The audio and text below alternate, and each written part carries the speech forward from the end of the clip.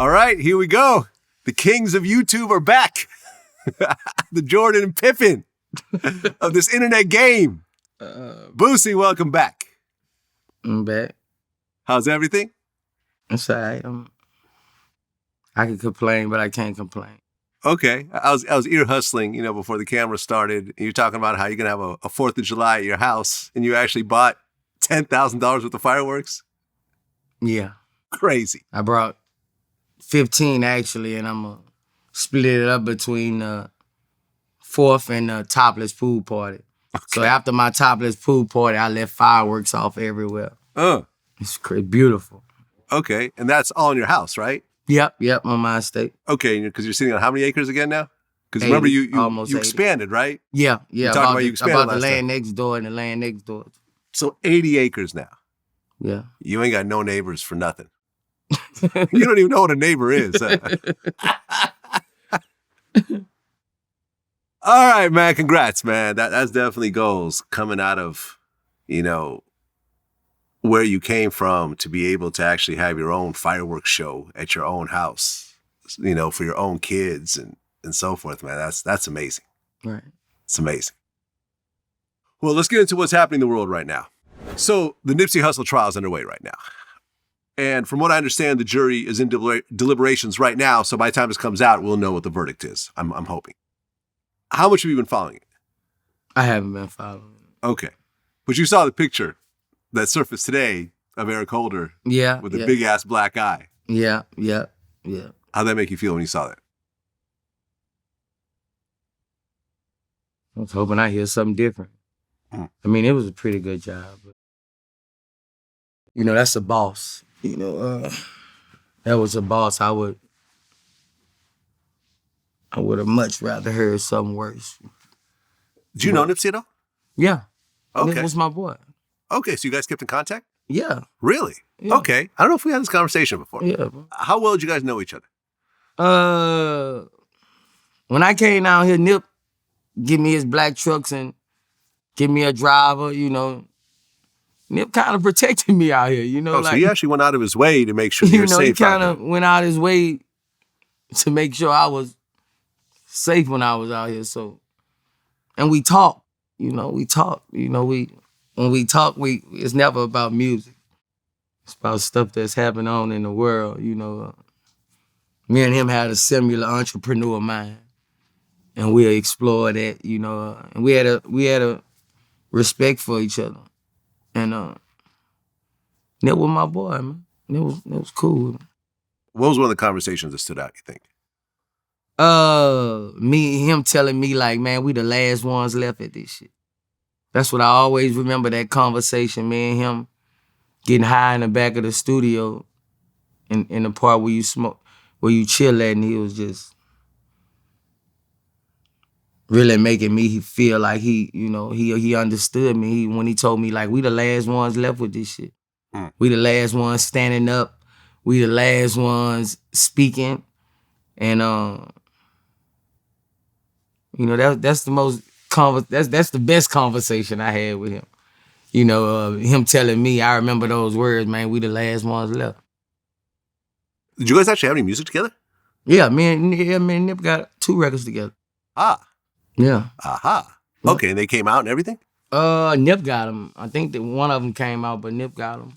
Okay, so there might be another Nipsey Boosie song that might come out as some later project or... Yeah. Okay. So the trial is underway right now, and what happened in the trial is kind of interesting because there were a lot of witnesses. I mean, because this happened in broad daylight in the middle of a crowded, shopping plaza where the Marathon store was.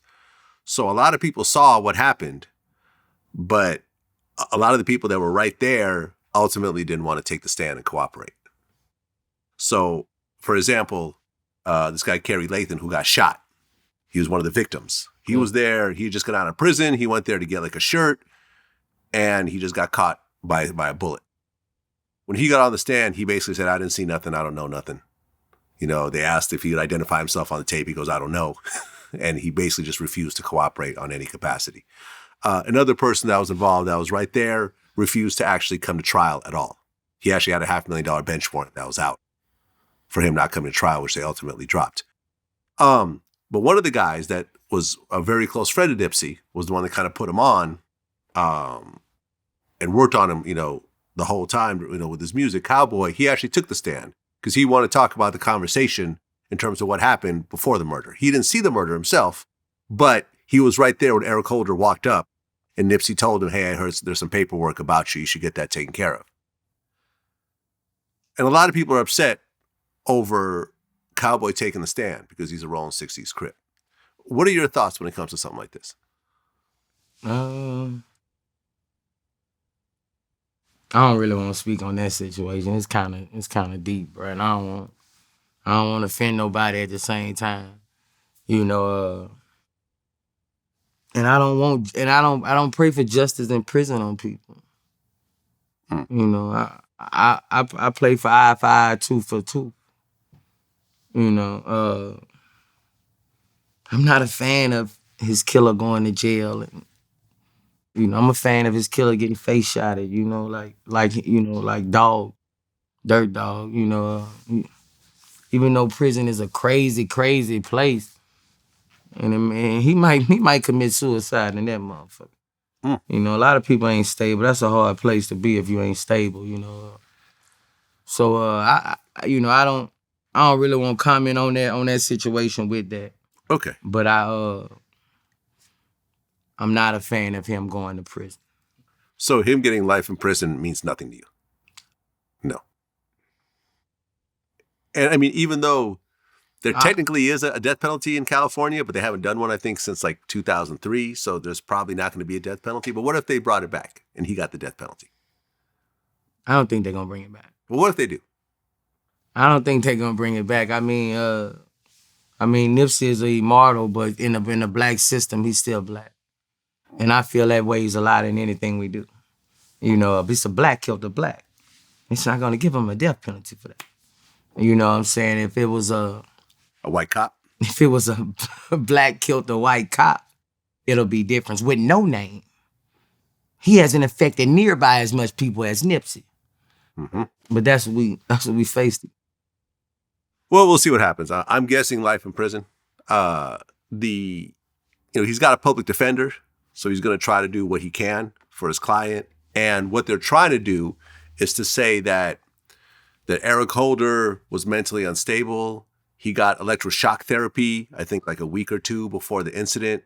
He was under medication, and it was like a crime of passion. It wasn't, basically first-degree murder, which is what the prosecution is going for. They're trying to get it to like a manslaughter kind of charge. Yeah. That's what they're trying to do. And that's actually on the table right now with the jury. Yeah, because you got to understand, in all those cases, intentional manslaughter is actually what's on the table right now, to be specific. In all those cases, they're going to bring manslaughter. It's like the cop-out. Which is bullshit, right? Manslaughter means I accidentally killed somebody. I didn't. Manslaughter, it means you killed somebody in rage. It means you killed somebody in a crime of passion. That's what it means. Right. You killed somebody in a crime of passion or rage or jealousy or thing. Your emotions made you do it. But and a lot of people walk like that. So I don't believe in the prison system. That's why I told you to let life shit. That doesn't mean. Yeah, and I think, from Cowboy, and I know you don't want to comment it, but I'm just going to just put this in.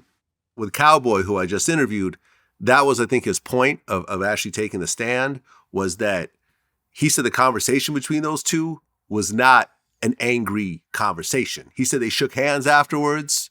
He went and got, the dude, Eric, went and got his food, and he went back to his car, and they figured that there was no danger as everything else like that. He been wanting to kill me. He went back to his car, and the rumor is that maybe his girl wanted to take a picture with Nipsey, and, he started to get angry at that point, and that's when he came back and did it. So I think that, Cowboy just didn't want to have a narrative of, like, he walked up, Nipsey calls him a snitch and dissed him, and then he pulled out a gun and shot him, because that's not exactly what happened. Yeah, he been wanting to kill him. Hypnotized with hatred. Yeah, he was hypnotized with hatred. Yeah. Oh, everywhere he go, he see Nipsey. He go get a hamburger, you see him. Right. He look to the right, all you see is Crenshaw Nipsey shirts. I know, right? He was hypnotized. Those Crenshaw You look shirts, on the building, you see him. He was hypnotized. Oh yeah, man. Those Crenshaw shirts really made their mark in LA. Like you really started to see them everywhere. You're right. And if you hate Nipsey, you're just reminded every time you see that fucking shirt. You was hypnotized with hatred. That's a shame, man. I interviewed Nipsey once. I ran into him a couple times. We've had conversations. Everything's been positive between me and him. I never had a bad word to say about him at any point. You know, man, you got to know him, I think, a little better than I did. We never had phone conversations and so forth, so I'm sorry if you're a loss. Well, R. Kelly. Yeah. 30 years. Yeah. You've been very vocal about this. Yeah. Tell me your thoughts. I just feel like he was over sentenced, man. You know, when it come to, and because he's black with money, you know, I can pull up over 10, 11, 13 cases where people have raped people. I'm talking about intentionally raped people. You know, white people have raped people. I'm talking about raped their own and got months of probation. You know, it's just, you know, he was done dirty, man. You got people who kill people who confess and say, I did it, manslaughter, 10 years. Take people's lives from their family. You know what I'm saying? What he did was wrong, having that infatuation, fucking with them little girls. He was enticing them with a lifestyle. Right. You know what I'm saying? He wasn't hiding behind the bushes, throwing them in the fucking thing, strangling them, fucking them. Right. Don't make him seem like he was sitting outside the club, throwing them in the back of the trunk. You know what I'm saying? Cause social media will fuck you up. You know, you got the parents involved in this. Mm-hmm. You know, they get no time. Right. You know, it definitely was consensual when it's the mama and the family. Mm-hmm. I agree. So 30 years, you're talking about killing somebody. That's what you're talking about. You can give anybody else, they got these guys who've been fucking these kids, raping them. I'm talking about raping them, going saying, Your Honor, I did it. They let them go home. But he's R. Kelly and he has money. So he was gave 30 years. That man can come out here and help these women about predators. Okay. He can warn them. Okay. I'm not finished. Okay, my bad. Go ahead. Go ahead. I'm not finished, man. Go ahead. They over-sentenced this man, and I don't like what all this man has done for music. How the black people is just tearing them down. All this stuff this man has done for music. If this man had done shit bigger than Michael Jackson, Elvis. If this was Elvis and he got 30 years and the mamas them knew that the daughters was fucking, they'll have 1 million white people out there right now protesting. Re-sentenced. They'll have 1 million white people protesting right now. Right. Elvis actually. I'm going to tell you what my people do to their people. Elvis married a 14-year-old. That's exactly. Exactly. That's what I'm saying. How we tear down each other. 30 years is an excessive sentence. Excessive. They have people kill people every day and get less time than that. That man was done wrong. It's a re-sentencing. The mama should be charged. I'm pretty sure he was fucking the mama and the daughters too. Well, he was fucking Aaliyah's mom. Okay, well, they should, you want to give a man 30 years? He wasn't tying them to the bed. He was masterminding bitches. Older niggas do it all the time. He was masterminding bitches with a lifestyle. He wasn't holding them, tying them up. If you leave a bitch at a studio for 3 weeks and she stay there and you come back, her mind is gone. You're not even fucking her like that. You hit her with that dick and you're gone. This man was not deliberately, he was fucked up to have that sense of urgency for young women, but 30 years, fuck no. And I'm gonna stand on that. Okay. And they can get in my DM. You can get in my DM all you want every day. You can come in my DM, Boosie, you got this, you got this, you got this. You need to get on the damn mamas. 30 years is excessive. Okay. You have daughters, right? Yes. How old are your daughters' ages right now? Right now. All my daughters grown except 2. And they're how old? 6, 19, 18, 19, 20, 14. So you have a 14-year-old, right? Yeah. That's about the same age that Aaliyah started messing with R. Kelly. If you found out that a 30-something-year-old man was messing with your 14-year-old daughter, would you want him to get 30 years? I don't wish jail time. Okay. Would you want to do something? You know why? You gotta understand. Okay, Listen. You know why you gotta understand me? Because you gotta understand, people who never went to prison, they can throw years out like that. Right. Because they never been. Right. Your family, if your family has never been affected by it, you can just throw them out. You can just say, I hope he get 50 years. Right. But if you raised and your uncle have been took away, this shit affects families. It's no rehabilitation. It affects families. I mean, you know what I'm it's saying? essentially a life sentence for him at this point. He's what, 50-something years old? He's getting out and he's 80-something. He's probably going to die in prison. Plus, he got a whole other case. There's a whole other case. It's a death sentence. Okay. But if you found out that a grown man in the music industry was sleeping with your 14 or 15-year-old daughter, wouldn't you want to do something to that man? Yes, I would want to do something. But you got to question the mothers and the father. If you let a man, how can a 14-year-old man can a 30-year-old man be around your daughter every day? And you're cool with it. Like you said, he was fucking who? Aaliyah and her mom. Right. It's consensual. And I'm pretty sure if he was fucking Aaliyah and her mom, he was fucking all them little ratchets' mamas and popping them off. But when your money run low, you gotta go. Well, yeah. I mean, but you don't go for 30, Vlad. Come on, shit. I mean, look, I think a lot of it is get back. I think there's a similarity to what happened with OJ, how OJ got off. Yeah, when you go back in front of him. Well, yeah. So once we get him on something else, we're going to throw the book at him. What OJ got, the number of years for trying to get his stuff back, was excessive, right? I think we could all agree upon that.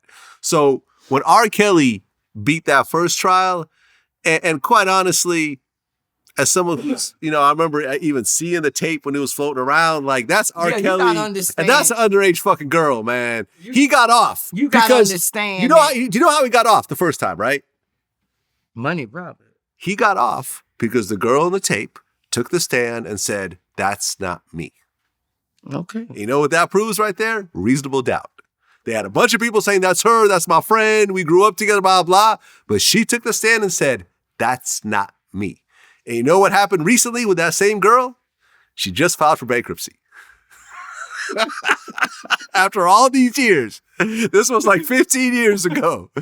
So R. Kelly been paying her off this whole time. You gotta understand, bro, like, if social media, this case is not worse than the first. No, it's not. The worst. If social media had the first case. Oh my God. If social media had the first case, do you know the memes? Oh yeah. Do you know, bro, they billing it, bro. They had I remember he was all unshaven.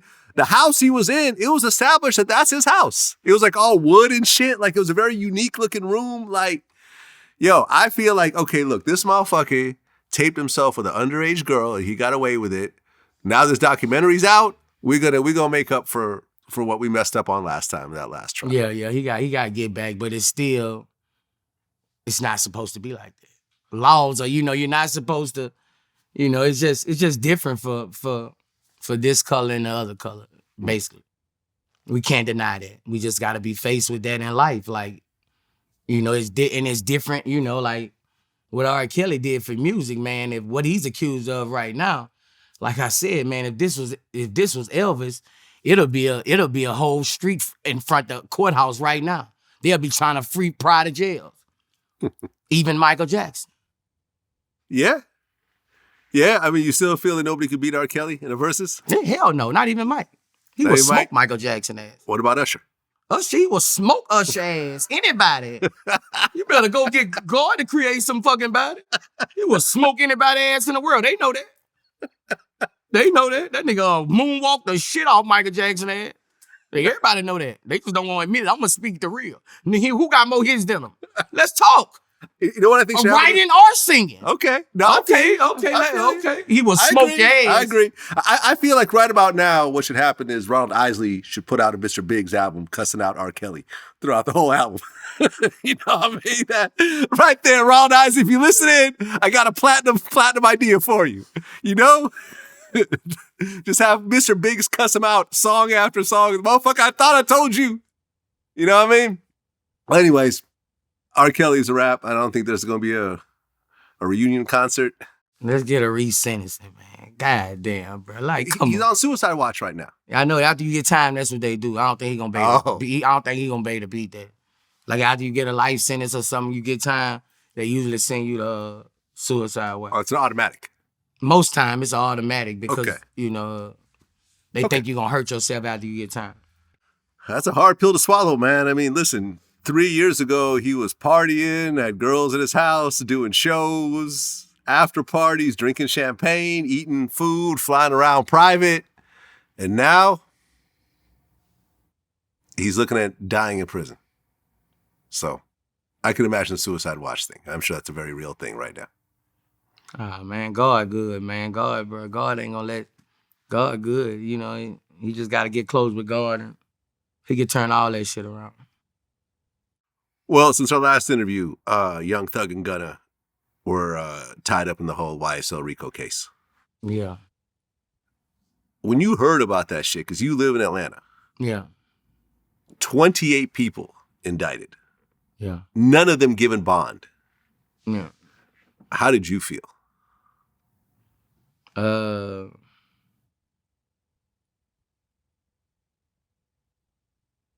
was like everybody else, like, damn, bro, you know, like, this should be crazy, bro. That's why I don't, you know, they got Lou too, you know, Thug and Lou, you know. Both of them dudes was always straight with me, bro, especially Lou. Wife and Lucci. You know, especially Lou, you know. I took a liking to that nigga. That, you know, that's a fly nigga, good nigga, bro. And, yeah, you're on his last album. We actually cleared one of our interviews to be on Lucci's last album. I think, especially with Lucci, they pushing it, you know. Rico for Lucci, like, you know, that's why I don't even let my sons, they can't even do that handshake shit no more. Shit's not allowed in my fucking house. Okay. Everybody knows that. Ain't no nigga around me doing that. Ain't no nigga coming around me doing that. Oh, the little gang shake thing, yeah. Ain't that shit don't fly around me. Good. You know what I'm saying? Because, you know, like... They'll put that shit in the paperwork. They got motherfuckers, federal agents around taking pictures of that shit, bro. Right. And you got to understand a jury who... That's the only thing they ever saw in the movies was this, gangbanging, doing handshakes. Mm-hmm. You know, and that's what they use to show jurors. And I just think also that they just going too far with these RICOs sometimes because you gotta understand it's not a federal RICO. You know, I studied law. It's a state. It's a state RICO, right? And only like 5-6 states can do RICOs. Right. State RICOs. Mm-hmm. So, and the state do what the fuck they want. You know, when you start letting state do RICOs, it's gonna get out of hand. You're dealing with the police who didn't like you, who never could touch you because you were too big. You're turning fucking... They did something. They did something when they made states can do RICOs, state RICOs. And it's so bad because, you know, you can beat them as soon as you walk out court, they handcuff you to feds. And you got to do this all over again. Oh, because the feds might pick up the case. Yeah, as soon as you beat them. Mm-hmm. That's how they, it's state RICOs. They play smart. Okay, you beat us and we already have our evidence. Right. We don't have to pay for evidence. The feds come in with way more resources. Right. Way more than the states. Right. Then it becomes the United States of America versus... I would never in hell want a state RICO. Huh. Never. Then they don't have any guidelines. Did you have a RICO case or no? Nah. Okay. Then they don't have any guidelines. Like state have federal, sometimes you have guidelines on federal things. State don't have. It's just a free-for-all. State. Yeah, man, look, I went through the whole 88-page indictment. I've done interviews with George Sheedy. He was the journalist in Atlanta. They've been following this for a year. He actually called us 2 weeks before this happened and said something big is about to go down. There's about to be a huge bust in Atlanta. And he didn't get into details, but he's like, I'm just giving you guys a heads up. And then when this happened, he called us back and said, this is what I was talking about. A lot of it got triggered by this dude, Big Briss, ended up shooting a cop 6 times. Oh. And that's when they finally said, okay, fine, we're just going to go through and do all these arrests. Like, this is enough. Because he was somehow affiliated with YSL. And at that point, there was so much of a public outrage over the cop getting shot that they just basically started arresting everybody. It's a fucked up case. And for example, Gunna is really... A lot of the other people, I could sort of understand why they're denied bond, but Gunna was basically caught with nothing. He was pulled over and there was a car behind him that had guns and drugs. And he got like a little fix-it ticket for his tent and that was it. And now he's being denied bond, saying he's a gang leader and shit like that. Basically, everyone's being denied bond. They're saying that everyone is a danger to society. If you let them out, they'll kill the witnesses and kill the families and everything else like that. And, you know, for example, I interviewed Mo Gangat, this is a lawyer that comes in. He said in New York, it probably would have gotten dropped altogether and everyone would have gotten bond.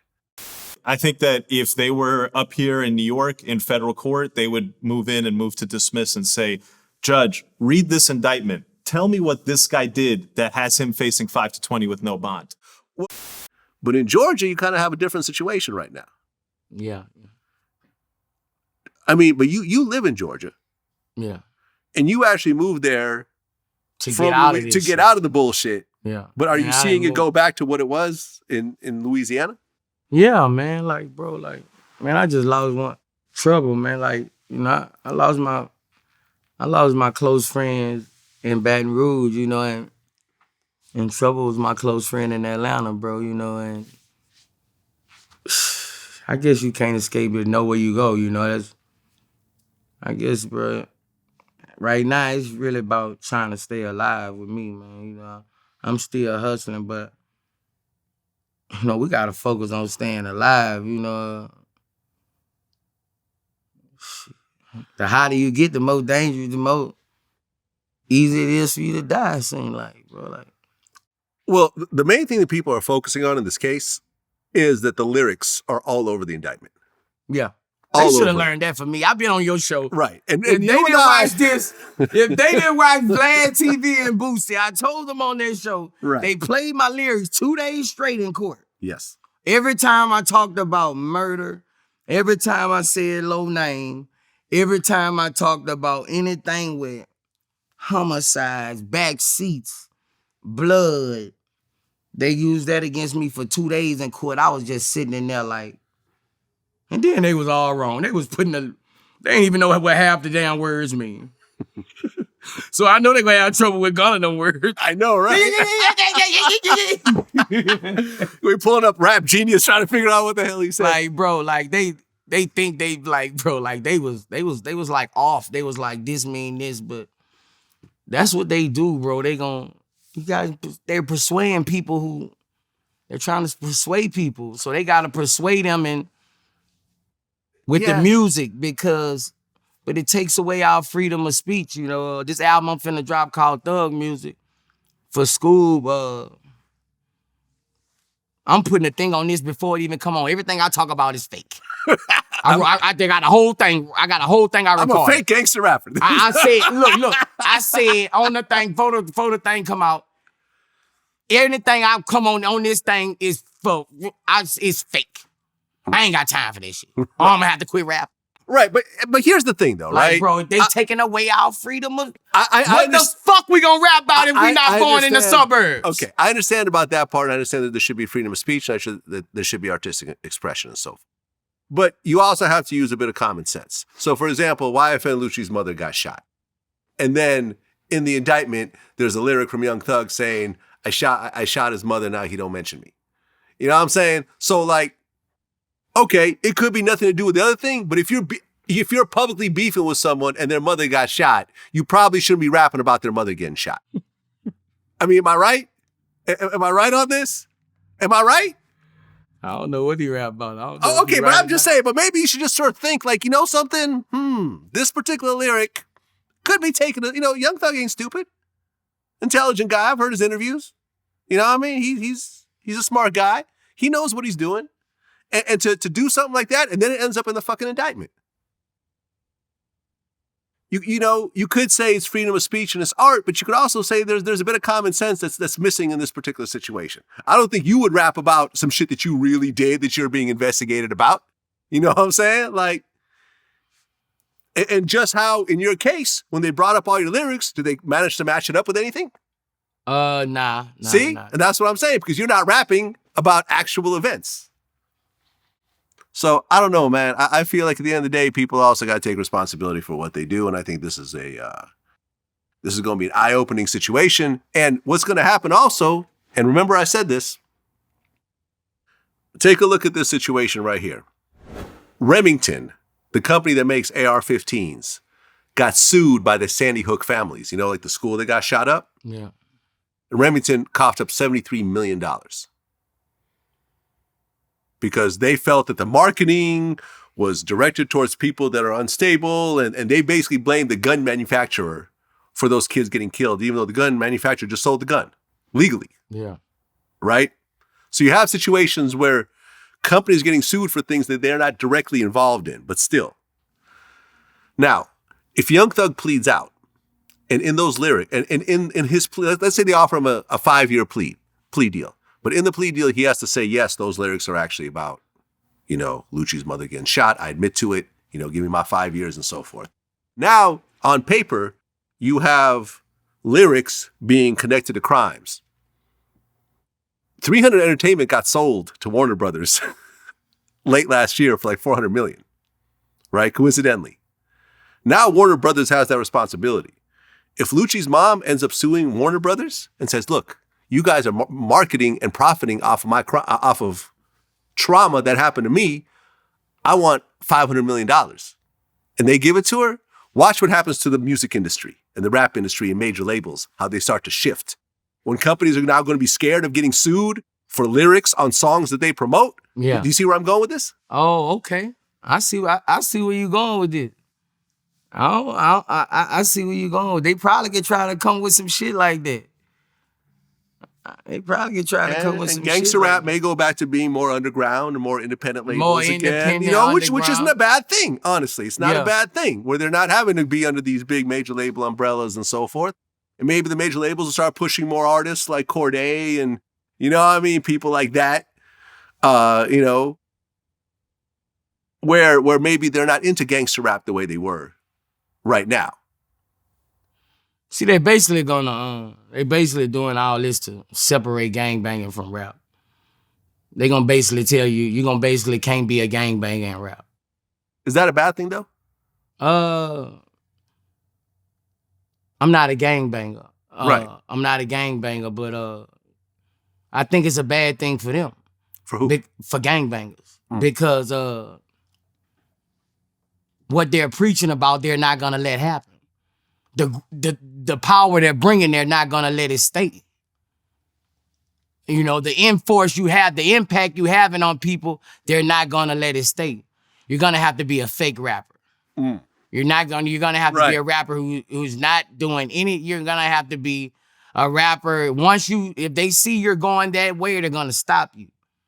That's why they show, okay, we're gonna get YSL, who everybody looking up to. Mm-hmm. And that's the way they can do it with the gangbanging thing. That's a tool they got right now, and it's become successful. But I want all them boys free, man. I want all them boys at home. I just tell them, get close with God, man. You get close with God, and that motherfucker, you never know what happens. Well, shout out to Lucci.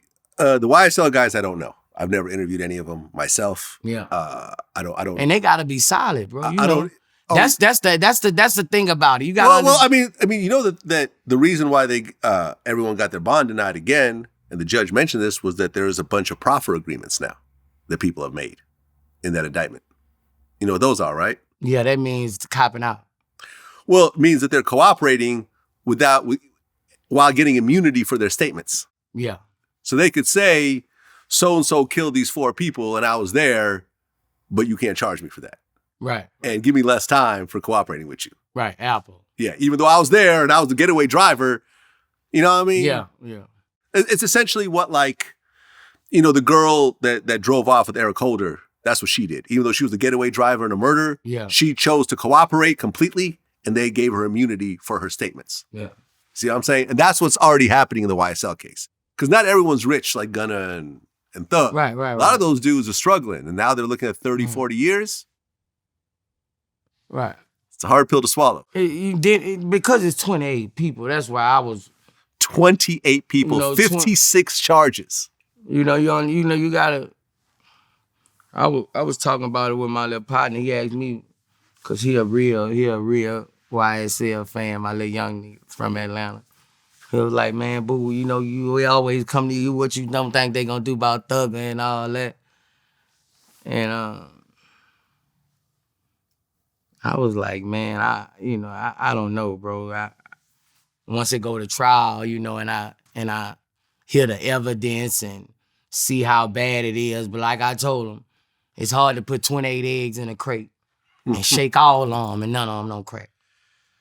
Yeah. Yeah, I mean, that's what happened to Casanova. 28 eggs you shake them. Well, look, I mean, Casanova just accepted a guilty plea. Yeah. Because people in that case started to cooperate.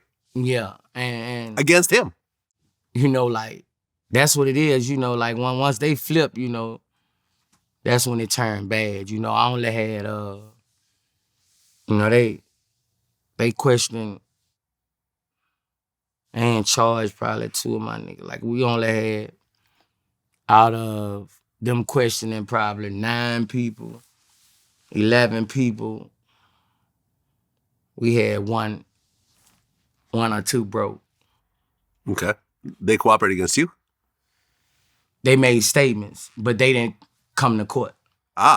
Which helped you? Yeah. They made statements, but they didn't come to court. But I had 9 solid dudes, and 2 broke out 11. So I was thinking, how many can break out 28? That's what I was thinking, like. 28 is a lot. It is a lot. And the charges are all over the place. You know what I'm saying? Like, there's attempted murder charges. There's the one guy shot a cop. Like, you know what I mean? It's all over the place. There's text messages, group chats of people threatening to kill people. There's, like, for example, Yak Gotti, he got caught trying to smuggle a cell phone into prison. And then they caught him trying to, once he got into prison, he tried to call to get some other cell phones that are on the outside. And the cops caught all that, and they actually managed to get the cell phones from the outside before he did. You see what I'm saying? So it's messy. It's messy, and there's a lot of text messages and phone calls and everything else like that. So we'll see what happened. But with me, I don't know the YSL guys, but I do know Lucci. I've interviewed him twice. Yeah. And I've always had a good rapport with him. And he's not even offered a plea deal. He has to go to trial. You been aware of this? Yeah, we got the same lawyer. Fuck. And they tried to kill him in prison. Mm. He got stabbed. Mm. Have you talked to him since he's been locked up? How's he doing? Oh, he in good spirit, man. Okay. He in good spirit. Yeah, like he ain't down. He in good spirit. Like I told you, when I went to jail for the stuff at the BET thing. I chopped it with him for a whole night, man. And he in good spirit. I talked to him about 3 months ago. He was still in good spirit. Like, man, bro, I'm ready to come home, but he in good spirit, bro. He got people there in his corner, so he got a praying mama. He in good spirit. Well, you touched on this earlier. Your good friend Trouble got murdered. Yeah. Last month. Yeah. I didn't know the extent. I know that you guys were cool, and I guess you were at his cucumber party. You were like a judge at his cucumber party at one point, and so forth. But I didn't realize how close you guys were, and it seemed like you were really fucked up over that. Yeah, that was my friend, bro. That was my friend, bro. That's who I go to the clubs with. That's who talk to every other day, you know. That was my real, that was a friend of me, Vlad. Like, you know, that was somebody I, you know, always smile with him. He was different. Like, this was a light-skinned Boosie. This nigga here was, he was different, bro. Like, and you know, we made music together, but and we just talk all night about real shit. Just talk all night. And that was my boy. Like, everybody know in Atlanta, that was my boy. Like, you know, that's you know, that's who I did everything with. That was my boy, bro. Like, all the girls, we was raising all the girls to be, you know, friends, you know, like, that was my boy in Atlanta. You know, that's why I fuck with Trug. You know, that was my boy. Well, I saw you crying at his funeral. Yeah. When you were on stage. Man, I don't know how it happened, man. I had my stuff in my head already, wrote down what I was gonna say, cause his mama wanted me to speak for him, bro, and I just fucked up, man. I don't even know, bro. I had it down what I wanted to say, but it just ain't come out right. Well, when you look at that situation, I mean, it's interesting because I went through something similar myself. Like messing with a girl and having her ex-boyfriend suddenly show up. Yeah. I mean, I managed to walk away from it, thank God. You know, one person managed to walk away out of that room. But it's the story is that he went to go see a girl, and then either her boyfriend or ex-boyfriend showed up and ended up killing him in the process. You know, a very valuable lesson to all the men out there. I know it's more convenient to go to a girl's house if you meet her that night, but spend the money on a hotel. You don't know who the fuck she's dealing with. You don't know if she got a boyfriend, an ex-boyfriend, a baby father, someone who's obsessed with her, she's in the middle of a breakup. You know what I mean? You don't fucking know. You don't know who the fuck is in that house. And now, you know, from what I understand, like he was, you know, asleep in bed and suddenly this dude forces his way into the house. You do know that the dude is actually a rapper. Oh, I didn't know that. I don't know. He was actually part of a Brick Squad. Oh, yeah? Yeah, he got songs with Waka Flocka. He was Slim Duncan's guy. Oh, yeah? Oh, Yeah. I didn't know that. I don't know. Yeah. I don't know, dude. This is him right here. J. Mike. J. Mike. Oh, he a real rapper, bro. Damn, bro. Yeah, that's him. And his real name is like Jamarcus. Like this is Jamarcus. That's his real name. Yep. Yeah, that's J. Mike. Yeah, I wouldn't say he was a successful rapper, but he's got music videos with Waka and Slim Duncan and them, and there's a few songs out there. So he was an aspiring rapper. But this was a while ago. This was like... Yeah, he knew he was going to kill Trouble. As soon as he saw that Corvette down there, bro. Oh, that's what he drove, the Corvette? Yeah, when he saw that yellow Corvette, bro, you know, down at the first parking spot, right by his bitch house, he already knew. You know, that's why he kicked that door. He knew he was going to kill him. Yeah, it's fucked up. Rest in peace to Trouble. I just know if you kill a nigga behind pussy and ass, you a pussy ass nigga. You know, that's your title. You kill a nigga behind pussy and ass, what that makes you? Pussy ass. Nigga. But I ain't know he was a rapper, but you know, he could have walked Trouble out that motherfucker. Trouble would have laughed, bro. I'm all right, bro. That's yours. Man, bro, Trouble, you could have walked Trouble out that motherfucker, bro.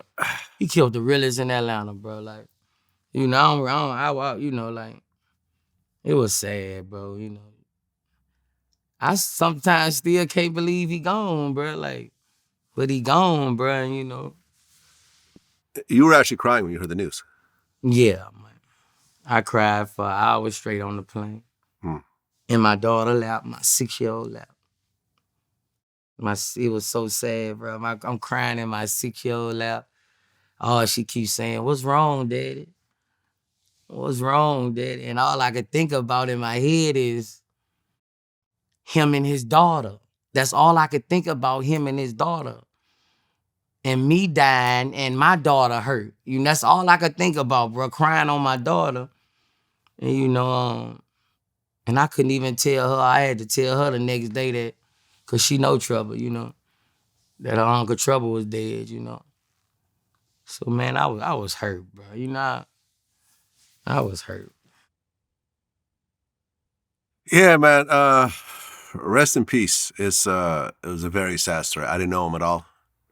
Yeah, he was different, Vlad, bro. Yeah, but he seemed like a solid dude. And I remember the stuff that he put out there was always like very insightful, very intelligent.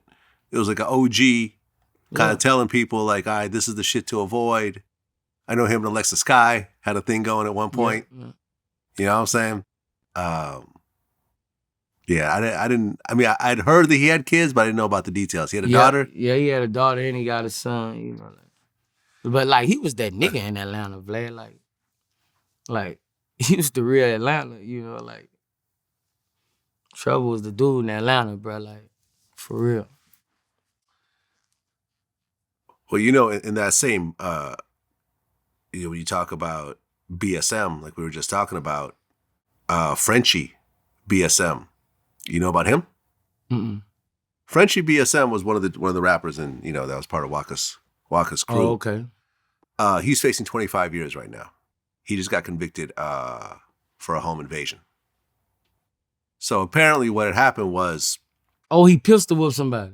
I saw that. yeah. So basically, him and a crew of people were told that there was a house with $100,000 worth of weed in the house. So they break into the house, and they meet this family of 3, like a husband, a wife, and like a teenage son who's autistic, which they don't realize is autistic. So as they're giving them orders to get down on the ground, the son is not really understanding what's happening because he's, you know, partially mentally retarded. So they end up pistol whipping the son and I guess tying up the family, go to the house to find out there's nothing in the house. They end up stealing a cell phone and maybe a couple $100 or whatever. He's now facing up to 25 years in prison.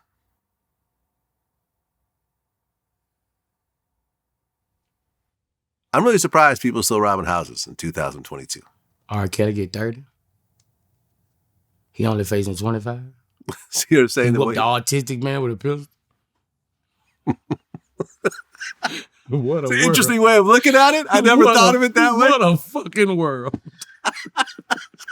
Oh my goodness. That's all? Shit. Shit, I got 10 years for marijuana. Fuck. For third offense marijuana. A 7 or 14 and another 7, but I had a pistol around it. Come on, world. Y'all can't see it's fucked up. It's based on, come on, bro. Well, before getting off the subject, I want to do another rest in peace because that was actually a terrible night in Atlanta. The night Trouble got killed because the same night, Metro Boomin's mother was killed by her husband, who then ended up killing himself. Yeah. You heard about that? Yeah, I heard about it. But I want to do something special for Trouble, man. I want to try to get him a statue in Atlanta. Man. Oh, okay. Yeah, I'm trying to meet with the mayor and get him a statue made in Atlanta. Because that dude really had a love for Atlanta. And the love was to, you know, let people know that it's a Atlanta that y'all not even talking about. The Atlanta that the hip-hop industry is real breaded G's in Atlanta. You know, 60% of people from Atlanta aren't even from there. Yeah. So you gotta understand, like, he was standing for the real old Atlanta, bro. And, right. You know, he was... Well, like you're not from Atlanta. Yeah. You're one of those. Yeah. You know, like, people not from Atlanta, and they bring other stuff to Atlanta, you know, and that's what he was big on, like, nah, Atlanta is just like everywhere else, you know. Well, you know, one of the videos that went viral recently was a man was bringing some McDonald's for his son to a woman who had 3 other kids, not by him, and she cussed him out on video for not bringing McDonald's for the 3 other kids. Yeah. You saw that, right? Yeah. There was a whole like TikTok challenge around the shit of like, you know, there's videos of me trying to distract the other kids while my son eats McDonald's and all that type of shit. I can really see both sides in this story because if it was me, I would bring food for everybody. especially if it's McDonald's and it's relatively cheap. But then again, I'm in a different financial situation than everyone else. So I can't speak over the other person's finances. This person might be struggling. That's what I was thinking too. When I saw it, I was like, most of the time he was a younger person. When you young, you think like that and you play games like that. Right. But when you older, you ain't gonna do nothing like that. Right. I mean, because your kids' moms, do they have other kids as well? Yeah.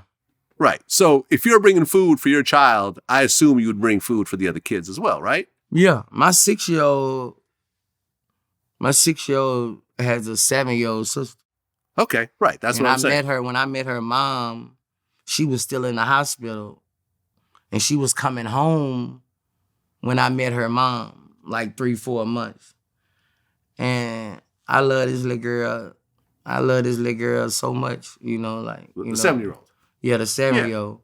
Yeah. And I couldn't see me not bringing food. You gotta be young and you gotta be kind of ignorant. Yeah. Because them children there, what's gonna start it. That's why I say them cold kind of games. When I was young, I probably would play some games like that. Right. To make somebody pissed off. Exactly. But I think that was to make her pissed off. Right. Because you gotta know that them fucking kids there. Yeah. And McDonald's gonna light that fucking house up.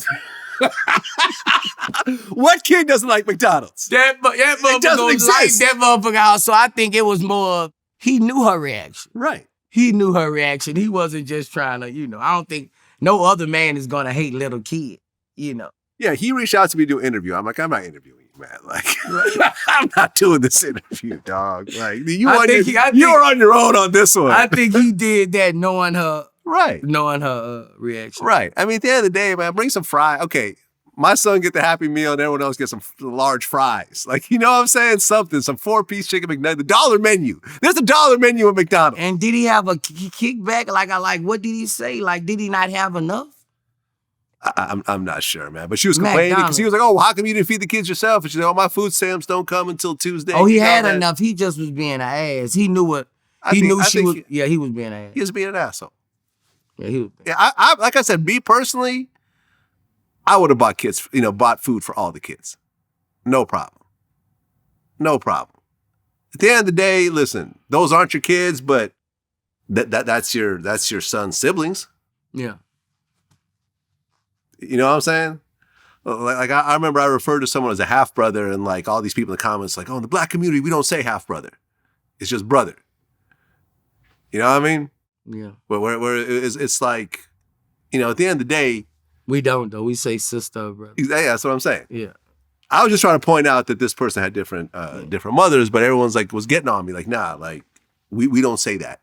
You're white. That's why you're saying my daughter and us is, they sisters. Like, right. They say sisters, but when they explain, when someone acts like they explain, they be like, no, we have different dads. And, but right. They don't stop nothing. They love by both of their dads. There you go, man. At the end of the day, if you're going to bring food home, bring it for all the kids at that house. Yeah. Do the right thing. I agree. Do the right thing. I'll go find you somebody who ain't got no children. There you go. You got an adult prom coming up. Yeah.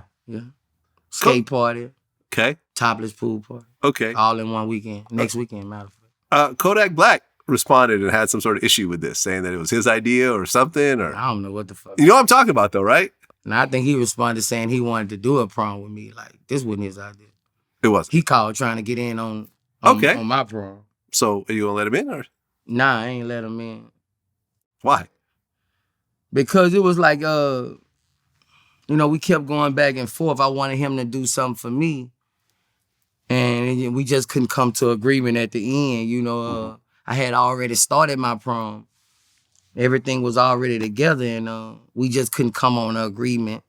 And I wanted to do his day, and he was going to do the Boosie bash, and it just ain't come out. You know how when two bosses keep going at each other. Right.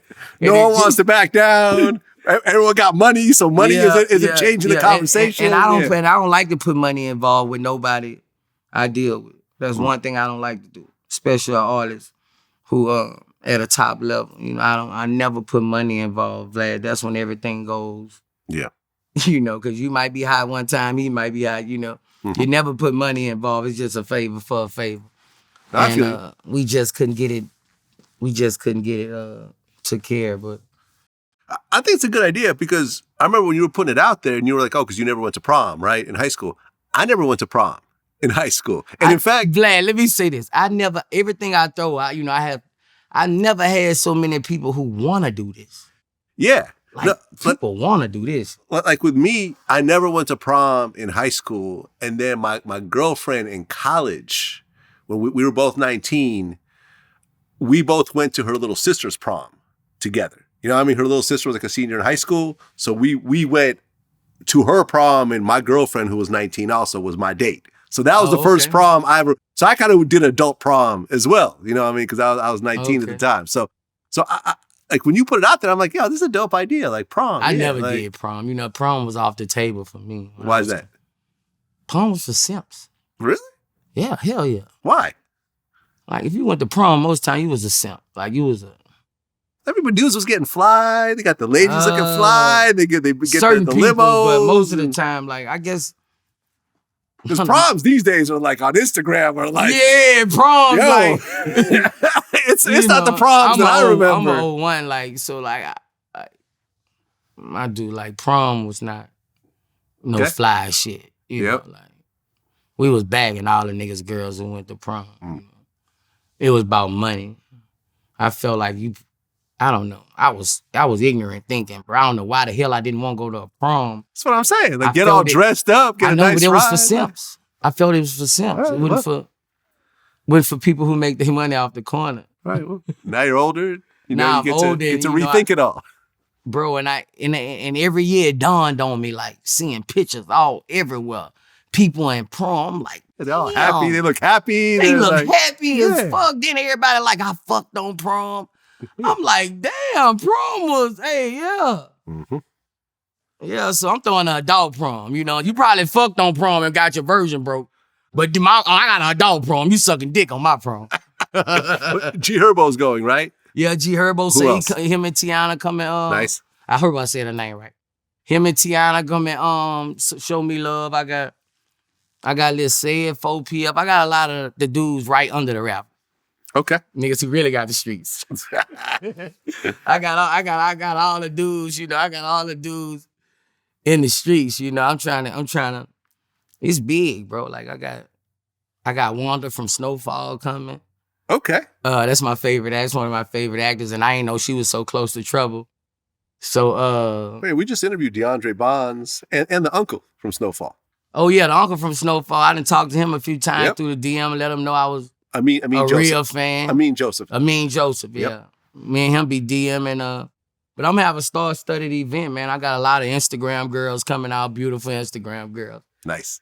We're gonna do a tribute for Trouble. It's gonna be nice, man. And it's a adult prom, and I'm gonna do this every year. And I need a lot of my second homes to come because Atlanta support me, but it's not like my Baton Rouge support. So I get all my second homes to come, Augusta, Savannah. And I'm throwing a star-studded event, man, and people come and put that shit on, and everybody gonna be looking good, and it's gonna be pictures that gonna flow for 50 years. Love it. Yeah. Love it. Well, Roe versus Wade just got overturned. Yeah. And I believe that Georgia is one of those states where is abortion legal right now? I don't know. I'm not sure. Have you ever had abortions? Yeah. Can you say how many? I don't know. A few. I had a few. Not too many. Okay. So you're pro-choice. What's pro-choice? Meaning that a woman could choose whether to get an abortion or not get an abortion. Pro-life means that you heard what get an Tupac said? What did Tupac say? Men ain't create one, so we ain't got no choice to tell a woman when or where to create one. There you go. You heard what Tupac said? He been speaking knowledge. Oh, yeah. From what I understand, Plan Bs are selling off the shelf right now. You can't get them fast enough. Yeah. I remember Rico Reckless said the dude's going to be slanging Plan Bs on the corner. Like pills, like, like oxys. I got them Plan Bs. $100 a pop. Yeah. They already on the black market. Right. Yeah, they are. I heard somebody selling them in Louisiana. They got Plan B's on the side. On the side. Yeah. I mean, you have a lot of children. Yeah. And you're happy to have all your children, but not all those children were planned. Nah. You know, do you think that overall abortion is a good thing, especially for unplanned pregnancies? Yes, because a child can destroy a home. Yes. Just like he can make one. Mm-hmm. You know, and you gotta understand, especially we gotta bring this to care for our kids. You know, we're saying every baby has to be, but you can't put a baby out of baby. Mm-hmm. You want a 13-year-old to keep a baby? You know, who's never fed herself? Now you're leading her into prostitution and selling pussy. You know, now it's a whole, you can look at this so many different ways, but I'm gonna make you look at the way that I want you to look at it. Okay, go ahead. You know what I'm saying? So basically, I feel like you cannot expect people who not ready for things. People make mistakes. God forgives. You know, God forgives. How the fuck y'all don't? You know what I'm saying? So, and a woman body is her body. We can't push none out. Nah. Shit, we'll be aborting every motherfucking thing. We can't push one out. We can't feed it with our bodies. You can't put a baby up to your nipple and expect something to happen. You know, like you know what I'm saying? You're sending us this way, but trying to send us this way. You're telling us go to school and for this amount of years and become this. But when she gets pregnant at 17 during midterms, and it's time for her to think, and her fucking everything is fucked up. Mm-hmm. You're not thinking about that either. Yeah, I agree. And actually, there's a famous book called The Outliers by Malcolm Gladwell, the one who wrote the book with Gucci Mane, by the way. And he basically talked about historically how when Roe versus Wade originally passed, I think in the 50s, 20 years later, you saw the overall crime rate drop in America. Because suddenly all these kids that were being born in bad situations were allowed to be aborted. And you know what I'm saying? Now you don't have these kids with 13-year-olds, 14-year-olds, one-night stands, rapes, incest, all this other shit that were going to grow up in a situation where they were not wanted. Right. You suddenly take those people away, and that lowers the crime overall. Because now these people would have grown up to be criminals because they're growing up in fucked up situations. Right. That's and this why I say we got to think about the children. This is what's going to happen again. You're going to have crime go up in 20 years. Yeah, definitely. Definitely. You agree with me on this. And their excuse is, you know what the mama's going to say? What's that? Who 14 right now, who going to be 44 then? I ain't want him no motherfucking way. Right. They going to start suing the government. That's what they need to do. When they son catch a murder charge, who I wanted to abort it, everybody need to sue the motherfuckers for millions of dollars. Well, and the whole thing is like people are so focused on the women, but think about how the men are affected altogether. Because if you really think about it, right? If you take away like a Boosie or a Vlad who are, have fame and money or whatever else, when you look at just an average couple, most times when a regular working class couple, someone, the woman gets married, usually the abortion is a decision between both people. Right. They sit down together and say, okay, I'm pregnant. Are we going to keep it? Right. The woman will say a certain way, the man will say, and usually they'll come up to a conclusion at the end of that conversation. Right. And they're going to say, no, we're going to keep it, or no, we think it's a good, we should abort right now and let's try again in a couple of years when our careers are more, you know what I mean? So now you're taking that choice away from the men as well. Men can't say get an abortion because we can't get one here. Right. And we don't have the money to go 4 states over to fucking New York and they gonna find it. As long as they got Greyhound, they been people going, man. Yeah, but like my boy really called me. My boy in this situation right now. Oh, he really pregnant? Called me. Like he really called me for a rental car. So he can get an abortion. Yeah. Or this girl get an abortion. Yeah. He really called me, like, him and his girl, like, like we both said, we not ready. What this shit they done drop, we need to find out what states and they're good people. It's real shit, yeah. They're just not ready. They're not, they just got a 1-bedroom. Yeah, real shit. They just got their shit together. This is the real situation where people aren't talking about. They just got their shit together. Yeah. And, you know, like, they like, it's no way we can, it's no, you know.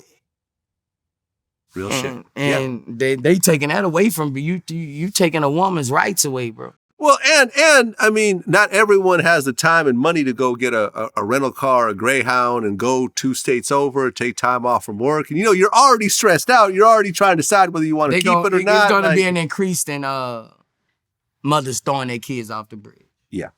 It's going to be an increase in that. They're not going to be able to go nowhere, and they're going to toss them. There's going to be an increase in it. Yeah. It's fucked up. It's fucked up. What was the situation where you confronted this man over a female hotel worker? Yeah, man. Explain that. Bro, I was at a fucking hotel, and this lady, she was pushing a bell. She was pushing a bell with the man luggage, and she saw me. And, you know, like when a worker see you and she be like, oh my God, it's Boosie, okay. So I was like outside. She came outside. Like, can I get a picture right quick? The man came out behind her.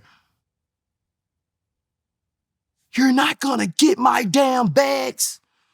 I'm talking about all in her face. What's wrong with you? I'm talking about scaring this. She's like, I'm finna come in there and get him. Please just stop. Please, I'm sorry, mister. I'll go back in there and get him. And bro, it was like, he was bagging her down, Vlad, bro. Like, he was bagging her down like, I will physically hurt you. Mm. I'm around the corner. He didn't see me at first. He just see her going hysterical, you know, and mad because she left his bags, you know, and then he just flexed on her. So she coming around the corner outside with him behind her. Like, okay, mister, I'm sorry. And she ran into me, you know, and I'm watching this. So, you know, I don't even know what I said. I just told him I'd beat his ass. You know, I was gonna beat his ass that day, bro. Like, I was gonna and tell the judge, I'm guilty, judge. I did it. I was upset, but I was gonna beat his ass because she was scared, bro. And I'm a mama's boy. Like, you know, you ain't finna do that. Like, you ain't finna do that to my. That could have been a white woman. That could have been a Chinese lady. You not finna use your manpower to put this lady in the corner like that. She'd apologize. She keep apologizing. And he's just, no, you're gonna apologize to my wife too. Like, bro, your wife then went to the thing and came back. She's not even making a deal out of this. He went too far and I put him in his place. Okay, what happened when you put him in his place? He walked off. Yeah, he walked off. Yeah, he walked off. Yeah, we was finna butch him. Yeah, he walked off. There you have it. Protecting that lady's honor. Yeah. You know what I mean? You know, not everyone can handle the Boosie effect being around Boosie. Keeping their composure, I guess. Yeah. Lil Tjay got shot. And I remember you did a post about it. I guess they're saying he might be paralyzed. I don't know. I think so, bro. You know, I actually have the footage. Oh, the shooting? Uh-huh. Damn. Yeah. Someone sent me the actual... Vlad, you get here. I got everything. Yeah. I didn't put it out of respect. Yeah. To the family. But essentially, if this is the right footage, which it appears to be... They tried to rob him. They shot him and then the dude like pistol whipped him. Like hit him in the face with a gun like a couple times. And then at one point, the dude actually looks up in the camera and realizes there's a camera staring at him the whole time. Damn. I mean, those dudes are cooked. Like the guys that are involved in this shit is a fuck. No mask? No mask. Oh, what the fuck?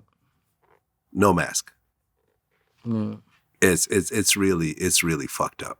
It's a really fucked up piece of footage. And it's just sad that someone as successful as him, would have to go through some shit like that. Really, it seemed like he was just minding his own business. It seemed like a robbery that turned into a shooting. You move around very carefully. You don't just hang out by yourself. No. After you got shot, did things change in terms of the way you move around?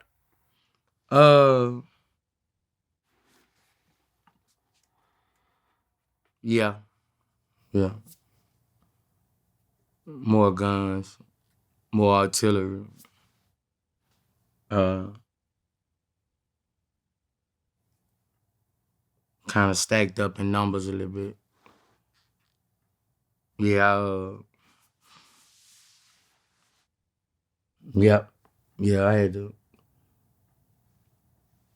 I had to strengthen up too. Yeah. Being a rapper is a dangerous job these days. The most dangerous job. It's not the dangerous job. The most it's dangerous the job? most dangerous job. You blow up, you might have a crazy fan might want to kill you. Your ops are gonna want to kill you. All your ops gonna want to kill you. The police hate you. The feds hate you. I mean, hey, you might get, women will set your ass up. Like, bro, it's like when you're a rapper, bro. Like, I don't see why everybody won't be a rapper. I guess people like me and other people entice them, but I mean, it's not a good chance. They got 310 million people in the world. I don't know 310 rappers. Not successful. So what that make? One out of every 30 million of us gonna make? I mean, I don't. Yeah. I mean, hey, it's the wrong job, bro. And once you make it, you're half of you gonna 50% chance you're gonna die. So I mean, not a 50% chance. Half the rappers don't die. Okay, let's just slow down on that. Okay, we're not gonna put that out. Okay. But an unusual out number of 12, 14 famous rappers, 7 and died in the last 6 years. I would say. So it's a good 30% of the rappers are gonna die. You're gonna die. I'm just saying, you're gonna die, bro. Like, pull up that damn sheet with all them damn rappers that's dead. And pull up the successful rappers and the other rappers and divide them, Vlad. It's not a good percentage. It's a fucked up percentage. It's not good. It's a fucked up percentage. I'm not going to deny that. There's 300-some million people in the world. Well, how many famous rappers? There's billions of people in the world. How many famous rappers? There's a billion people just in China. With 300 billion people in the world? No, there's, let me see. How many people in the world? 300 people. Billion? No, not that many. 7.75 billion. So let's just say 8 billion people. 8 billion people? 8 billion people in the world. In the total world? Total world. And I don't know 30 famous rappers. You don't know 30 famous rappers? Nah, successful. Millionaires. You know 30 famous rappers. You know 30 millionaire rappers. I can name you 30 millionaire rappers. Yeah, you could both. Come on. I don't know 30 million. The Migos, that's 3 right there. No, hey, don't do it like that. That's 3 right there. Let's just look at QC alone. Man. The City Girls, that's 2, right? Man, that's hey, 5. You dealing it. You right? Dealing it. Motherfucking Lil Yachty. That's 6. I'm only on the QC side. Lil Baby, that's 7. Right? Who else on QC is popping right now? I'm named 7 right now off one small label, one boutique label. That's 7 right there. You know a lot more than 30. Boosie Bash probably got 30 millionaires on it. No. A lot of people making money these days, man. I don't think rapping is the top thing the kids should be going for. Well, I mean, listen, NBA players getting 250 million. Yeah. So, if you really want to make the big money. 250 million. Bro, like, that's where the big money comes out, man. Yeah, but the NBA players, that's up to your parents. That's the only way. You got to be. You got to be genetically. You got to be genetically. Yeah, inclined. no, you can't. You can't be. You can't be your mama can't be 5'3" and your Right. daddy can't be 5'6". Right. And you're leading your son to go to the fucking NBA. No. You're selling him a fake dream. Right. There's only one Muggsy Bogues out there. It's only one out Only of 8 one. billion. Yeah. You just said it. Out of 8 billion. 8 billion. Stop There's leading them one- wrong. there's one Stop Muggsy leading Bogues. them wrong. If your son trying to play sports and he's not getting in the game, stop telling that boy he's going to the NFL. Right. Have him hit the books. Have him create an invention. There you go. Have him don't lead him to be playing and he's going to a JUCO to sit on the fucking bench. Right. You heard me. You 5'7". Yep. Your son 5'1". I mean, your daddy 5'1". Right. Your son ain't going no fucking well. Right. He's playing no sports. He's playing nothing. He's not getting the football. His arms this short. I don't give a fuck if he got all the posters in the game. Tear them bitches off his wall and put something else up. Because you're leading your sons wrong. And your daughters. I'm not doing it. I can't do it. Well, you know what they have not now? going. Do you know what they have now? They call it the male BBL. They actually have a surgery to make men, well, really anyone, but particularly men are getting it to make themselves taller. Have you seen that shit? Nah, I ain't see that. That's crazy. Niggas doing all kind of whole shit. It's a $76,000 surgery. But basically, it'll make you like 6 inches taller. What the fuck? They put like these rods in your legs. Will you still be able to jump? Well, yeah, I guess. You can walk. They call it the male BBL. Bleu. Boy, you come with some shit. It's a 2-hour, $76,000 procedure. Involves minor breaks in the leg bones, nails, and screws, and physical therapy. It takes a full year to see the end results. So they basically break your legs, put some other shit in there, make you taller. And a year later, you're good. $76,000.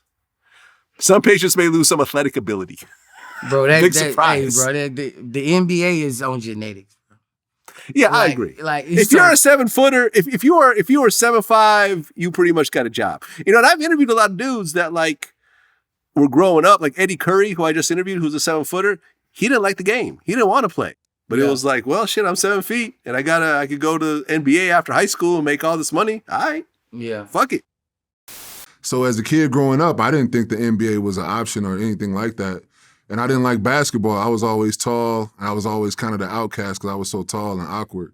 So I really just did what all the other kids were doing. I was trying to do tumbling and stuff like that. What's the name? Southside did an interview recently where he said that I think he paid for like 10 BBL surgeries, like so far in his lifetime. Have you ever paid for? Well, you don't like BBLs. I don't like BBL. I don't Have like ladies ever asked you for money for a BBL? Nah, I didn't got asked for money for work. What kind of work? Titty work. Titty work. Yeah. Have you paid for titty work? Yeah, I done got some titty. You got some titties. How many titties you bought so far? I bought one titty. Just one or both? No, I bought a bitch some titties. Then one of my bitches, my new bitch, after we had broke up, she went and got her titties done, and when we got back together, I made her go back and take them out. What? Well, that's interesting. Okay, so she got her titties done on her own. Yeah. What she spent, like 20,000 or something? I don't know. I know she went and got her titties done, but I think it was to get back at me because she didn't know I didn't Okay. want that. You talking about your girlfriend who you have the pictures with and everything else like that? Yeah. Okay, at the floor seats at the game, that one, right? Yeah. Yeah. Okay. Yeah. Yeah. She got, so what she got, like double D's or something? Nah, she had got like some, I don't know, man. I don't know. Okay, but they were much bigger. They wasn't much bigger because I didn't notice them. Okay. I didn't notice them at first. But then you noticed. We had start back talking, and I didn't notice them. But She then- had fell, and I noticed them. She fell. Yeah. She fell on her titty? Nah, we had.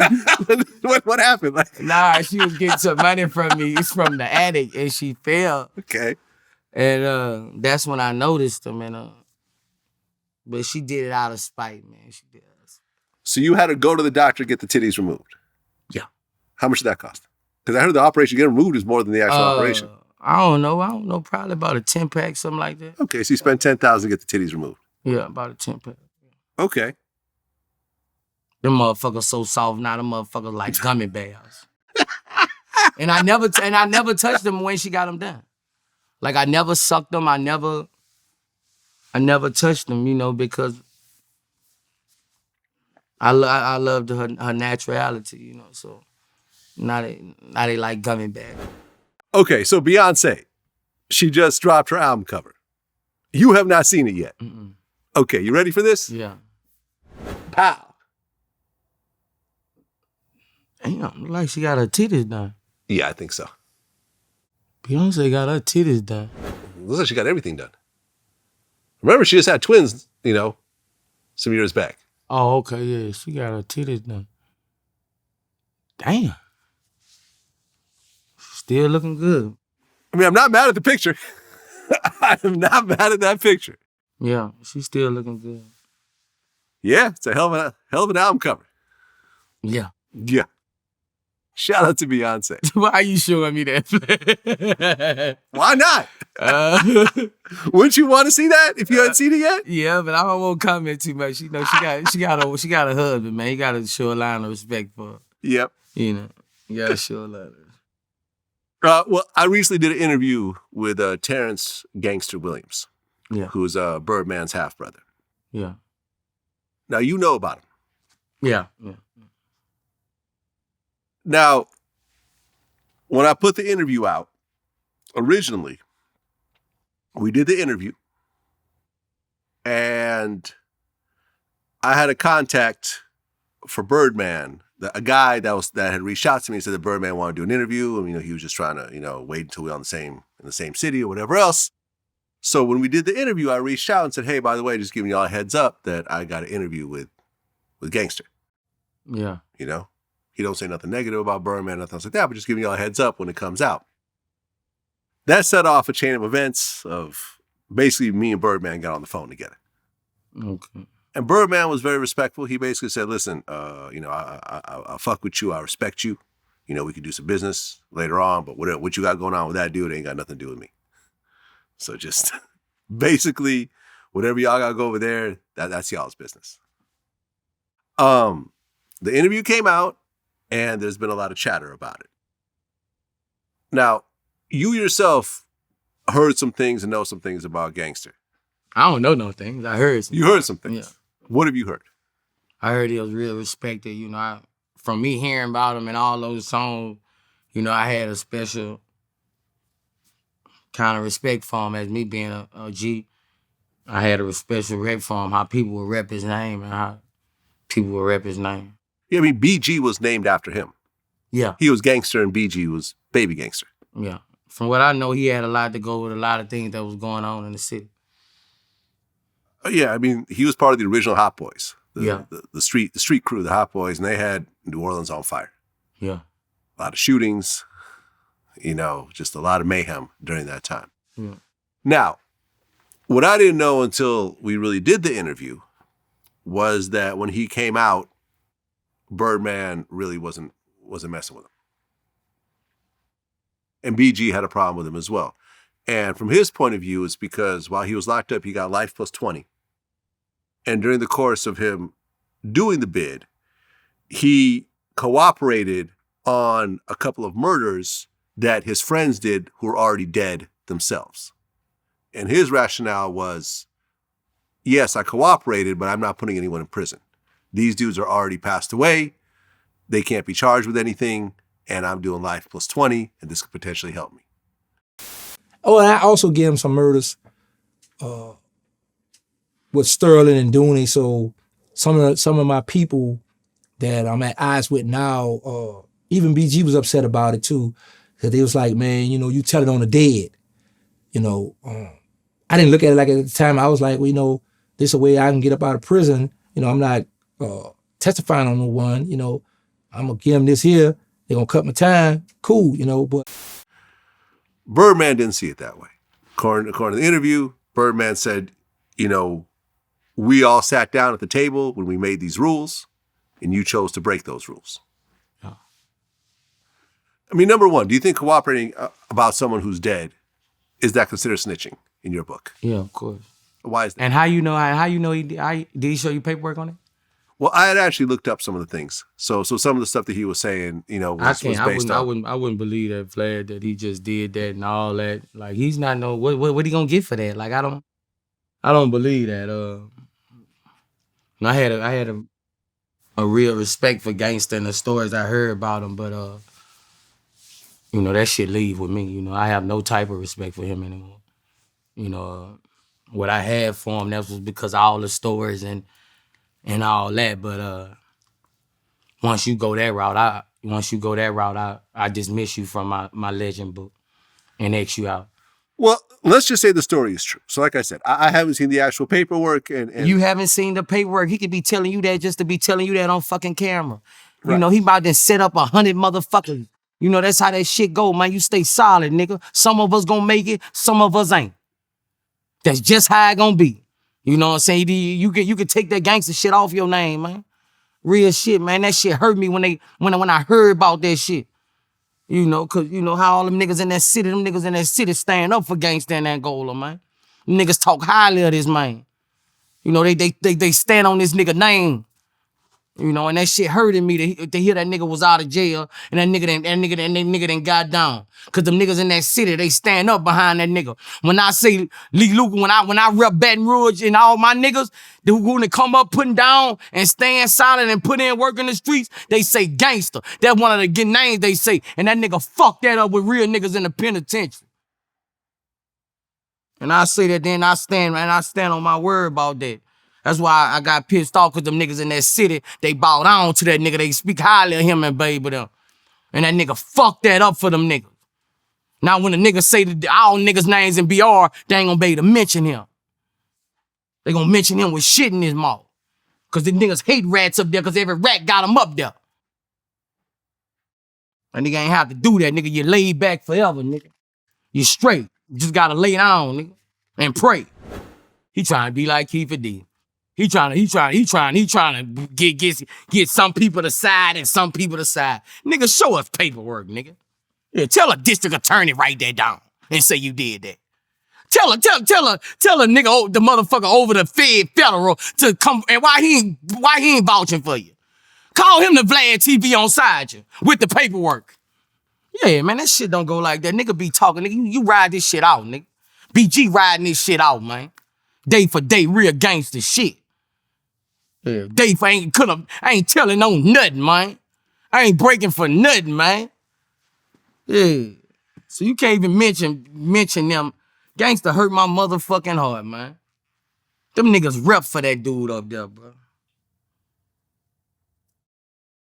Well, there's another case that you commented on recently, and that was the K-Sue situation. So, from what I understand, K-Sue was allegedly involved in a murder. And they're saying that he met up with his father afterwards, and now his father is being accused of murder, being accomplice to murder after the fact. Yeah. So now the father is having to testify, choosing to testify against the son. Or else the father's facing 30 years over something that he didn't actually do. Yeah. This is a very dicey kind of situation. You're completely against it, though. Yeah. So if your own child came to you and said, Dad, I just killed somebody. I need you to help me. You gotta understand, Queso dad been killing. Like, this nigga been like that. You ain't fucking with this nigga wasn't working at no car shop. Like, they burnt his fucking car shop up. My cousin lost his car in his fucking car shop. Okay, I don't know the story about the dad. Okay, so the like, dad bro, was up to like some the shit. the dad ain't no fucking. You think this a camp coach? Queso dad is a fucking he like that. Okay, Like he's fucking like that. He been like that. that's why he's Like facing this dude that ain't many no years? bitch ass nigga. Okay, I ain't have nothing against Queso. I knew Queso dad from my cousin working a Queso dad work on his cars. okay. Like Queso dad been like he ain't no bitch ass nigga. Queso dad ain't no niggas know Queso dad in Duval. Like nigga, like you led him wrong too. You led him wrong. We gotta start blaming ourselves as parents. We led these fucking children wrong most of the time. Yeah, Bro, you make these people do their fucking job. You don't bend over and get fucked by these people. You make these people do their job. That's why they get hired. You don't do their job for them against your son. It doesn't go like that. I don't give a damn. If you murder somebody, it's not to be caught for murdering somebody, it's to get away. It's not to be caught. No matter how bad it sounds, it's not for them to be caught. It's for you to get away. Well, and by telling your ass is not gonna get away. Okay, so his dad made a statement about this publicly. I heard his statement. I want his. I won't write him in jail. So whoever watching this, send me that nigga address, man. I won't write him and talk to him. I want to make them people do their job. They're laughing at you over beer and shots right now. We're making that motherfucker turn on his own seed. He's turning on his own boy. Then they're gonna kill his ass when he go back there and we let him out. You know what we're gonna do? We're gonna make him testify and let his ass out after and give him credit for time served and let Queso Boy smoke his ass. 2 birds and 1 stone. I have now seen the Boosie white racist impression. 2 birds and 1 stone, both of you first time in all the I done years. got you to kill your son and let you out for his son's niggas to kill you. Now we gonna try them for murder.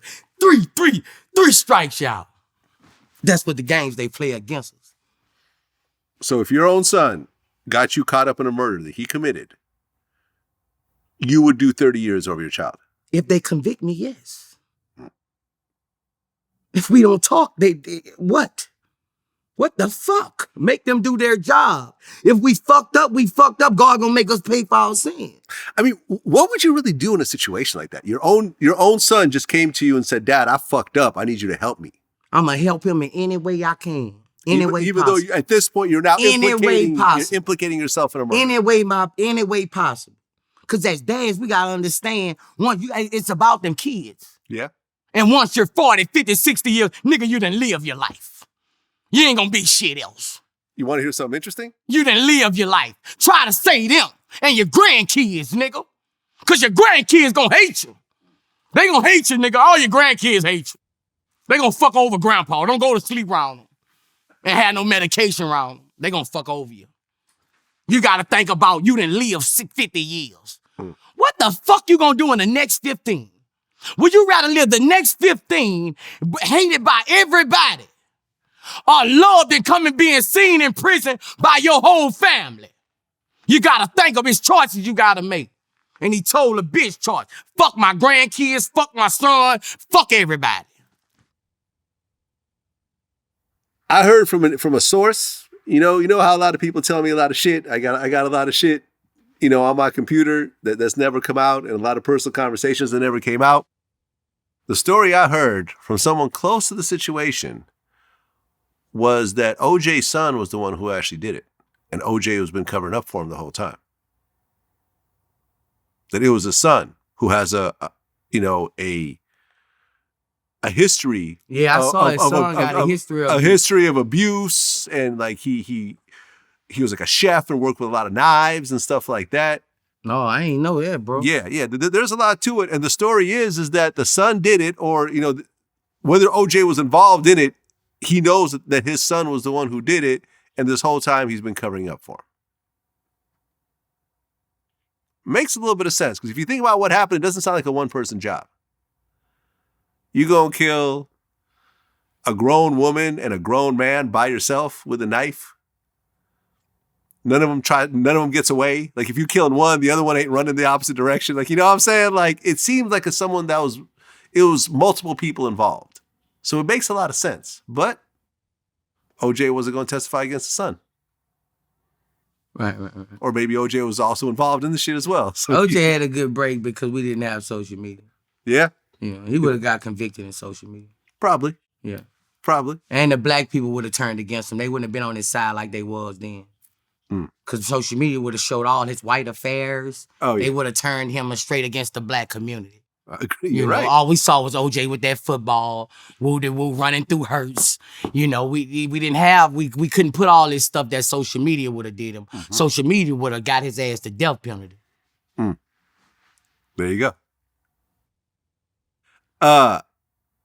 But I wanted OJ free. I was a free OJ. You were the free OJ guy? Yeah, me and my grandmother, we was in that motherfucker. You were cheering when they heard the not guilty? Man, bro, our whole house, bro, it was like a party, bro. last time we did the interview, you went into how you're a grandfather now and how your son, Tootie, had a child. And, Yeah. you know, you've come to accept that it's a fact at this point and you're going to meet the baby and everything else like that. I ain't seen the baby yet. It just, you know, it just transpired. So I ain't seen the baby yet, but you know, the baby gonna be loved. It's a loving family. We gonna love this shit out. Any baby come to this family, it's just, you know, I wouldn't really be no motherfucking grandfather. Right, because you're 39 years old? I did 5 some years in jail. Fuck that. Hey, it is what it is, though. You know that. But since last time, there's been a couple of Yeah, I met the baby probably 2 weeks after. After we did the interview? Yeah. Okay, so you met the baby. Yeah. And then what happens? Well, it was a big day for me. I'm finna see my grandson. I thought it was 2 of them because she said she had twins. So I'm finna see my grandbaby, man. I'm scared, but you know, it's my son graduation. So they bring the baby in there. The mama, the daughter, a few of they people, they bring the baby in there, introduce him to our family, all the family taking pictures with him. They bring the baby over there to me. I look at his fucking toes. Okay. All my, from me all the way to my grandpa, all our toes do like this. The other toe will lap over one toe. Okay. All our toes the same. All your kids? I looked at his fucking toes. He ain't had them toes. Okay. I picked him up. He felt like a brick. Just a heavy baby. Felt like I was holding my son. He felt like a damn brick. You heard me? I hear it. So I'm saying it. I told my partner, I said, that ain't Tootie, baby. You heard me? Mm-hmm. My mama whispered to me in my ear, that ain't your grandbaby. Mm. You heard me? Then we go back to my mama's house. That way everybody, she stayed showing the baby off, taking pictures, doing all this shit. So the baby get posted on Instagram. Mm-hmm. And it get back to the real baby grandma. And she called me and she got in touch with my family and my mama, Tootie mama. And she laid it all down, bro. Like, this is a movie, Vlad. This girl befriended another girl in the projects. Went got her baby, been playing with the baby like she the nana of the baby. Okay. And took this baby, crossed state lines, and played like this was our grandchild. Okay, wait. And put him in Burberry. Okay. And put Burberry on him. Okay, now what usually happens in situations like this is that a woman is dealing with multiple men and she has a baby and she chooses the most successful man as the father. Right. But, you know, until a DNA test is done, everyone doesn't know. But you're saying she never even had a baby. She was never pregnant? She had a fake baby. She bought fake baby bumps. What the fuck? She went did a fake test. She copied the test off YouTube. And changed the name. Wow. And had the exact same numbers as a celebrity. All she did is Google celebrity fake abortion test. And mailed it to me at home for me to see it. Okay, that's not it. That's not it. There's more. All right, let's go. This is crazy. When she first got pregnant, her and her mother I talked to her and her mother. But she never got pregnant. No, she wasn't ever pregnant. I'm telling when we thought she was pregnant. Right. When we thought she was pregnant. Okay. Her mother come tell me, I say, how the fuck did she get down here to get pregnant?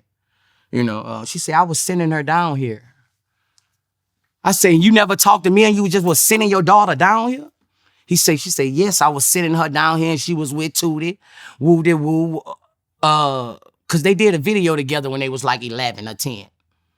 You know? Tootie and the girl. Tootie and the girl. She was trying to fuck him then. They've known each other that long. And he's what, 18 now? Yeah, he wasn't ready. Okay. So by not me not knowing, even though she was sitting down there, I would have let her got fucked. I'm not gonna lie. But she was sitting her down there, and I don't know nothing. When I go out of town, she's sitting her down there to stay with my son. Okay, but her and Tootie were fucking. At that time, they were At that fucking. time, yeah. But I did not know. Okay. You know, you sending a 16-year-old, 17 down here with another 6. You talk to his dad or his mom first. Right. You know, so all this was a setup to get pregnant, even though she was never pregnant. We go when we find out her mom she comes down there. They say we're gonna have an abortion. I say, this is what I'm gonna do. Tootie's not ready for the baby. Y'all agree to have the abortion. I'm gonna give you $20K. Okay. That's how I knew she was delusional, because if you wanted the money, you could have had the money. Yeah. You went all the way through with it. Like, you're delusional. So you had the $20K out, man. We get to the... Oh, wait, you gave her the... Oh, she takes it. No, I was gonna give it to her got once she had an abortion. Okay, but she didn't have the abortion. We got to the place. She say, oh, it's dirty in there. I can't have an abortion in there. I don't like how it look.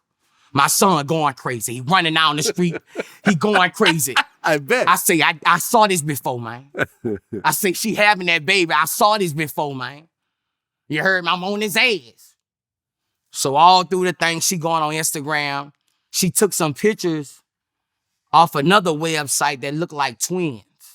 It was twin sleep. She photoshopped that picture and put the twins' name after she supposed to had the baby under that picture. Vlad, it's bad, bro. It's Vlad, bro. Well, I mean, all this ends once the DNA test comes around. You could bring whatever fake baby you want to bring, but at the end of the day, They had a fake DNA test. But I'm saying, but you could take a new DNA test and put everything, you could shut it all down that same day. So what is the plan? Like, you gonna keep this thing going with someone else's baby? I guess she was gonna keep this thing going for. Once you lie, you gotta keep lying, Vlad. But it just sounds like it's just crazy. She was gonna keep it on because now she done became the baby's nana. You know, in the hood, a nana is like a godmother. Yeah, I got you. So you can get that baby now anytime you want. More or less, yeah.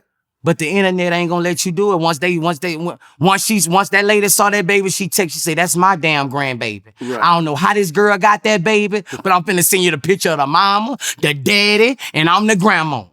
You know, so you saw the real father. Yeah, the real father, the real mother, all of them. Okay, so once all this was blown out the water, did the girl try to defend herself and say you're a liar or whatever else? I don't, like, she just been quiet. Like, I think it's over. I think like she just straight busted. She don't have any pregnant pictures. She don't have nothing to bag it up. She just tried to go with her move, but God was on our side, bro. Well, reality was on your side. Yeah. I mean, you don't need God. You just need actual fucking reality at this point. There's no way this baby. God could step out and just let real life handle There's no this. way this baby is heavier than my son. Okay. How did you feel when you found out you weren't a grandpa? I was happy. You were happy. I went from, damn near gotta accept being a grandpa and I'm going to accept liking this to being happy as fuck. Bro, I was so fucking happy, man. And I was like, it just shows you what people do for, I don't know. I was saying it was about money, but it couldn't be about money if you passed the 20K up. I think she wanted a child for my son for the rest of... Right. Well, actually, but 20K is a small amount compared to how much you're really going to get. Yeah, right. Being Boosie's grandchild. Yeah, that's why, she was going for mine. Of course. Yeah, she was out the mine. I said that in the new song, Mind of a Maniac 2. Yeah. The lady said something, girl, you fucking lying. That fucking baby would have broke your motherfucking spine. Yeah, that's what I said on Maniac 2. You a fucking maniac. That's what I told her. But she tried. It just didn't work, man. The baby was too heavy. She should have got a skinnier baby. Right. I don't know. Like, she just lost her words right now. I mean, look, I've gone through shit. Like, I remember one time I had a girl I was seeing early 2000s that told me she was pregnant and was like keeping it going. And I remember I talked to my homegirl about it and I'm like, oh yeah, that girl so-and-so, she pregnant now. Oh, really?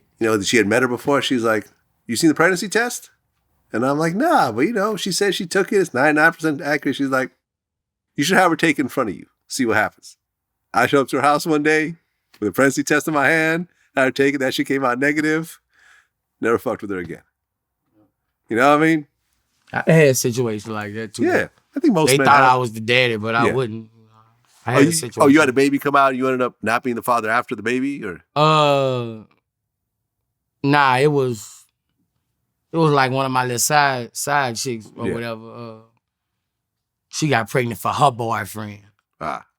She got pregnant for her nigga, but she was saying it was yours. It was mine.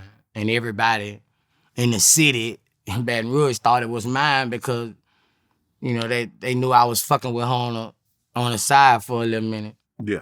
But it turned out I was not the father. You are not the father. Yeah, I posted all over the mall. Shout out to more. I went and posted all over the mall, Cartana Mall.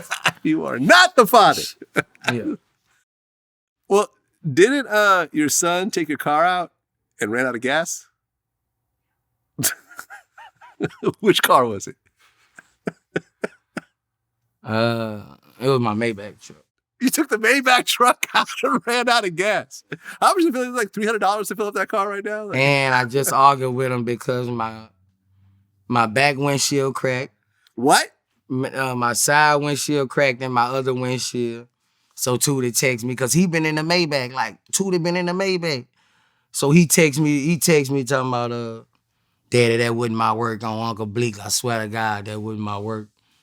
But that shit just material shit. But he ran out of gas in the Maybach and had to get the car towed, or? Nah, bro. They was in a fucked up spot, so we had to call for the tow and get it towed. And the windows were cracked. Yeah, when I got back to my car, the windows were cracking out. Did he tell you how he cracked the windows? He don't know shit. Nobody, like He don't know shit. And he don't even know. When I was talking to him, he told on himself. Okay. When you talk to kids and you put them under pressure, always listen to something they gonna tell on themselves. Right. He said some shit to about, man, I don't even be outside with no BB guns. He don't even know he said it. So what I'm thinking, I always try to play chess with my children and try to figure out. Tootie don't play with BB guns. Right. But his little brothers, they was just there with BB guns. So I'm think he being big brother and he's standing up for trying to save the little ones. But it popped out. It was like, Dad, I don't even be with. Come on, man. I'm like, oh yeah, BB gun. I know who got BB gun. But he a big brother, bro. He'll rather take that before his little brother. Right, 'cause that's your oldest son?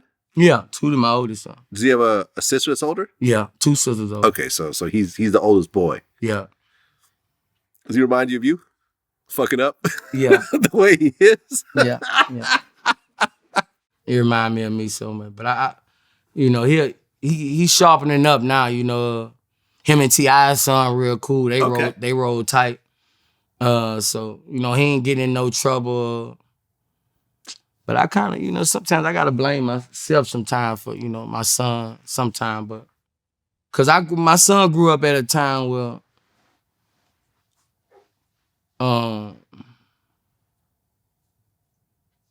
I was really in the streets, And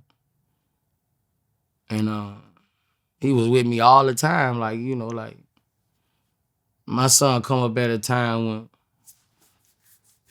bro, like this dude come up, he really come up rounded. I should have separated my son from a lot of stuff. I'm trying to raise my other boy where I have raised my other boys different. I thought that was cool, but it was ignorant at the time. We was just talking about that. Something happened with Yo Sean, little boy on Instagram. And I'm like, really? That's what they talking about? I would be labeled as the worst father ever if you saw Tootie at 2 and 3 years old. I gotta keep it real. Like, if you saw my son... Would you have him around at 2 or 3? Like, bro. Guns, drugs, that type of thing? Bro, like... My son at 3 years old make your Sean look like an angel. Like, bro, we was raising these kids wrong, bro. You know, they was raised in the hip hop industry. They was raised, you know, my son was 3 years old. Fuck you, bitch. Fuck you. I'm talking about That's because daddy was doing it. you know, Yeah, like, kids will copy you. yeah, kids will, like, we gotta make a bitch. We gotta stop that for these kids because it's cool now. But I'm telling Tootie, I got on his ass the other day, like, what the hell are you rap? I don't like my son rapping about all this murder and all this stuff, you know. But what the fuck did I? What I showed him? What else he did? What else I done showed him since he was a boy? Yeah. I gotta take some of the blame for that little nigga. You know, that's why I keep him close to me to try to protect him. But bro, like, I used to think that shit was cool, you know, me and Tootie just everywhere with me, you know. Like, that affect them kids, bro. Like, it really affect them kids, bro. And my son was just, like, his mama was young, both of us was young.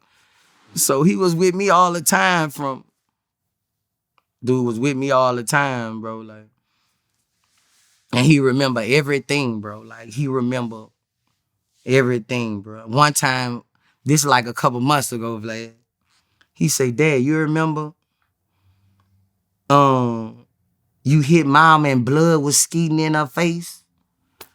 And I'm like, son, I didn't hit her. I remember you was right there. She was trying to charge me one day and fight me, but I had a diamond ring on my pinky finger. And I'm like this, and it cut her eye, but he was 3 years old.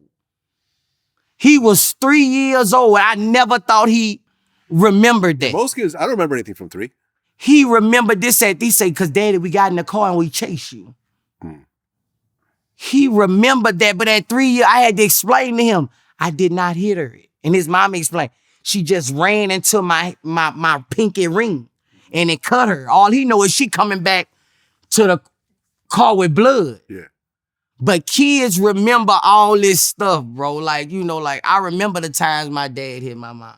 So we as parents, we gotta try to keep all this stuff out our kids' way, bro. Like, because,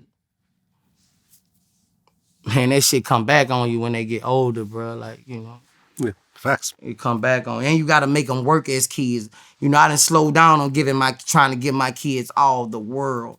You gotta make them work, because when they get older, bro. Yeah, I mean, are you worried that you're raising spoiled rich kids? Yeah. Yeah. Yeah, I mean, we were talking before the interview about how I got a house with a pool. We didn't grow up with houses with pools. You know what I'm saying? Like, we're in different spaces of where we grew up. You know what I mean? Like, I used to live in the projects in Springfield, Massachusetts when my family first moved to this country. You know what I mean? Like, our families ain't gonna experience this type of shit. They just not. They just not. They like, They just not. my kid, I ain't gonna lie, bro. Like, I was telling my daughter the other day, I said, y'all always had. Yeah. Like, I don't know. There's no limited resources. I don't know if Buy as many toys as you want. I don't know if you can remember, like, my kids, but like they always had. Mm-hmm. They never was told no. If they went someplace, they never was told no. If they went to Walmart and it been like this, Vlad, since I had children. And it happened. I did that because I was told no so many times. Right. So every time my kids asked me, I put myself in a position as that kid asking my mother, and I was told no. So I wanted to say yes. But what about when you were locked up, though? When I was locked up, 'Cause remember, you lost your house when you were locked up. I lost damn near everything. Yeah, that's what I'm saying. So That's when the no's came during that time. yeah. That's when they nose came from their grandmother. Because their grandmother had the money and their grandma was stingy. He said, grandma don't buy enough of the pair of titties. My grandma kind of ain't going for all that. But they never been without, man. And it's because of dad. You know, dad, bro, I really put it in my heart to be the best dad. I tried to be. Even though I'm not, I tried to be. You know, and that's the same thing with rap. I never came in rap saying I wanted to be the best rapper. That was never my thing. I always wanted to be the realest rapper. I wanted everything I say to stick with my lifestyle. I always wanted to be the realest rapper. I always wanted people to say, he the realest. That's all I ever wanted. I didn't want people to say I'm the best flower, you know, my punchlines or he the best rapper, nothing like that. What I was spitting was reality, what's going on every day. I wanted the people to say he real. Well, speaking of that, someone from my members forum, Tyler Elliott, actually had a really good question. They said, because I announced I'm doing a Boosie interview, is there any questions y'all want to hear from? And he said, does he ever plan on getting his masters back? His first few albums are legendary. Your masters are still at Atlantic, right? Yeah. Have you ever tried to get your And masters? Trill. And Trill, Yeah. right. Have you ever tried to get those masters I back? called Mel the other day asking them would they sell me my masters back. And I told them if they wouldn't, I would like to pick 8 songs off them and buy those 8 songs. But Mel was like, he'll holler at T and see. Hopefully we can set up a meeting. I thought we'll be setting up a meeting soon, but I mean, if they willing to talk, that's a good position, you know. And right now, you know, I'm in a position I could. You got some money? Yep. Yeah, I could buy them. I could buy the masters back, and everybody can be eating because now you see black and white what people make. People can't go sell wolf tickets and say they're making. You know, you can see what you're making off certain shit. Oh yeah. So, you know, hopefully I can get them back. You know, if not, I just got to keep on going. Well, I mean, speaking of that, Young Bleu did an interview recently where he said that essentially after he got the Drake feature, Empire upped his deal from I think 300,000 to like 9 million. You seen that out there? I ain't read it. Let me just double check. I don't think he should be putting that out there. Yeah, so basically he did an interview with academics, and he said, you know, as soon as the Drake record dropped, I was having bidding wars between 8 and 9 million. And basically he said that, you know, this is why I fuck with Empire, because they still had me for another project. But once the Drake song hits, you know, they had me for like 300,000, but they upped that to like 9 million. Have you guys worked out your shit at this point or no? Nah, I'm in court. And You're in court. Yeah, I'm in court with him right now. I'm in court with everybody right now. Yeah. Yeah, I remember I did an interview with Young Bleu maybe about a year ago, and I don't know whether he was unhappy with the interview. Yeah, they or fucked what. up, Vlad. Oh man, a public defender can win this case. Right. Well, because Like, he man, signed to you. if I explain to you what they did, you would be like, what the fuck? you said a public defender, Like, bro, like everybody court-appointed attorney. everybody see this case, bro. They like really. I don't want to explain it, bro, but it's when it comes to play, I can't hide it once it's coming out. I mean, look. When it comes to play, Vlad, like they did some unthinkable stuff. Like they made forges on my signatures. What? Like they even spelled my name wrong. They must have been scared. They put 2 R's. And I'm not a junior. No, I mean, the last time, my last interaction with Young Bleu Bro. is that I'm not even sure where it came from, but Young Bleu goes on Twitter and he added me. He said, "Don't post me no more." And my response was, "Nope." And then he deleted his own tweet. And everyone started retweeting like, "Oh shit." Vlad just told him no. Because a motherfucker ain't gonna tell me who whether I can post him or not. At the end of the day, you're a public fucking figure. And if I feel like posting you, I'm gonna post you. I don't care if you don't like it. I don't care if you're gonna tell me not to do it. You know what I mean? Yeah. I have a website, I have a news site, I'm gonna post you if I'm gonna post you. But at the end of the day, my response was nope. If I feel like posting you, I'm going to post you. And the day, I rock with you. You know what I'm saying? You're the one that introduced me to Bleu to begin with. So, and bro, I do good, bro. I ain't, bro, like he could. And you do, as someone who's done business with you for years and a lot of money has changed. And you gotta understand, I'm the business. I'm the CEO. I mean, you're my top artist. Anybody you would have brought to the table, I would have been willing to talk to. Right. Anybody you want to talk to, I'm willing to talk to. Mm-hmm. I ain't gonna get more money because I'm talking. But to X me out, you know, it doesn't go like that, bro, you know. And all the parties involved, everybody was in cahoots and everybody knew what was going on, you know. Everybody knew what was going on, bro, and I was done wrong. And around I'm pissed off, I was done wrong while I was shot in a wheelchair. That's when it happened. In a wheelchair. That's why that's why. Oh, they thought maybe you were just out of here and went far, did all this stuff when I was in a wheelchair. And that's what really pissed me off about the situation. I would have took Bleu to any label and tried to get him, but they did all this when I was in a wheelchair. And you bring me 100,000 like you doing this for me, helping your career, when you done went got this money from Empire and you bringing me this. The video where he brought you the cash. Yeah, thinking you just looking out for me, but no, you done went, gave all my shit away and you bringing me and got some money from Empire and you bringing me this. It's just wrong, bro. I would have took that dude anywhere, bro, and got him a deal. Yeah. I want money. That's the only way I make money off you. I don't fuck with your management. I don't fuck with nothing. Only way I make money is I take you to get a deal. And you cut me, and you know, they fuck me, man. Like everybody in the situation, bro. I was texting guys for 5 months. I text him, I text him. Bleu is signed to me. You know he's my artist. I see he's working with y'all. What's the business? I got to get paid. Let's do this right. I text him. That was in March. He didn't text me back to July when I told him paperwork is coming. And you know this real, guys.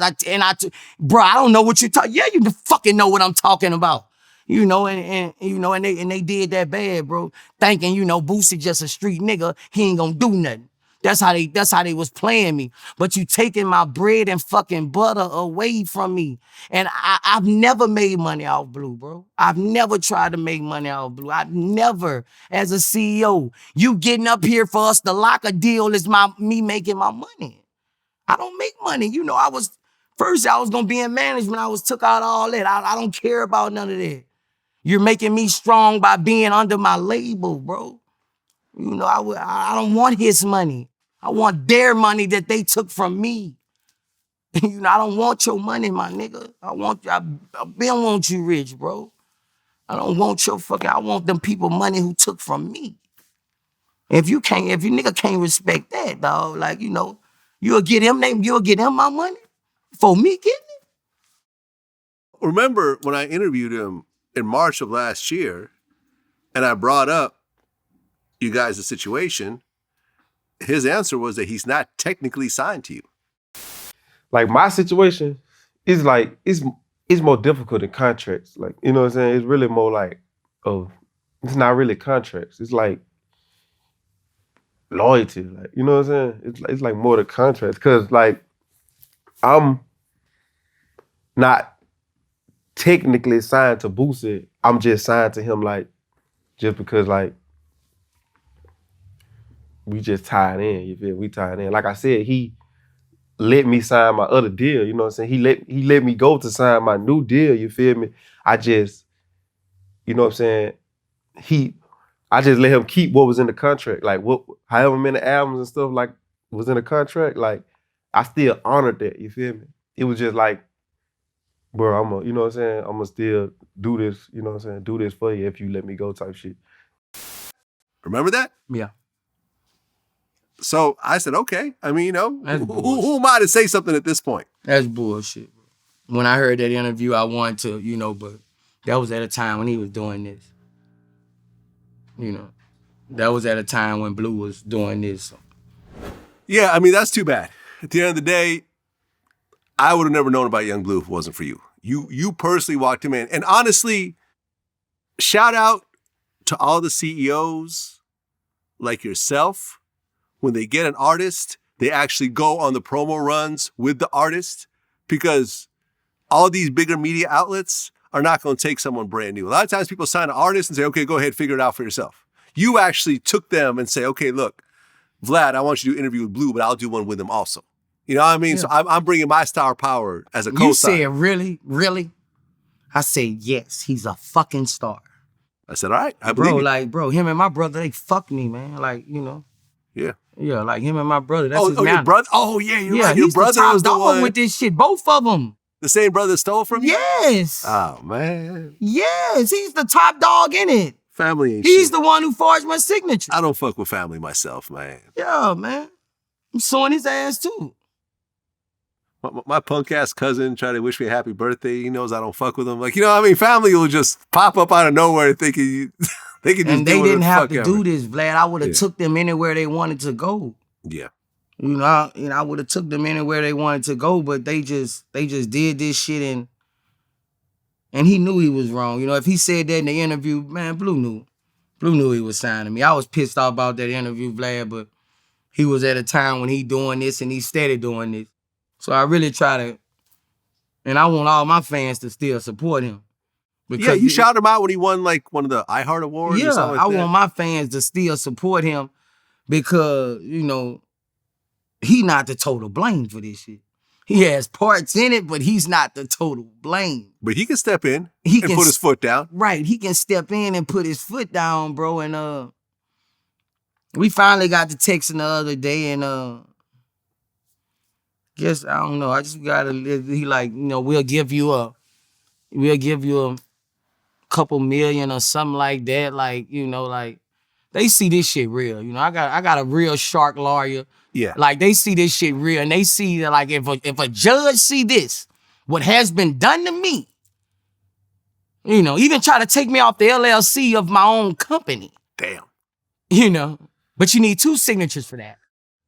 You know, when a judge see what has been done to me, you know, he's gonna be pissed off, bro, because man, this was wrong, bro. Like they need to just go and cough up that money and let's get, you know, they need to go and make me a proposal.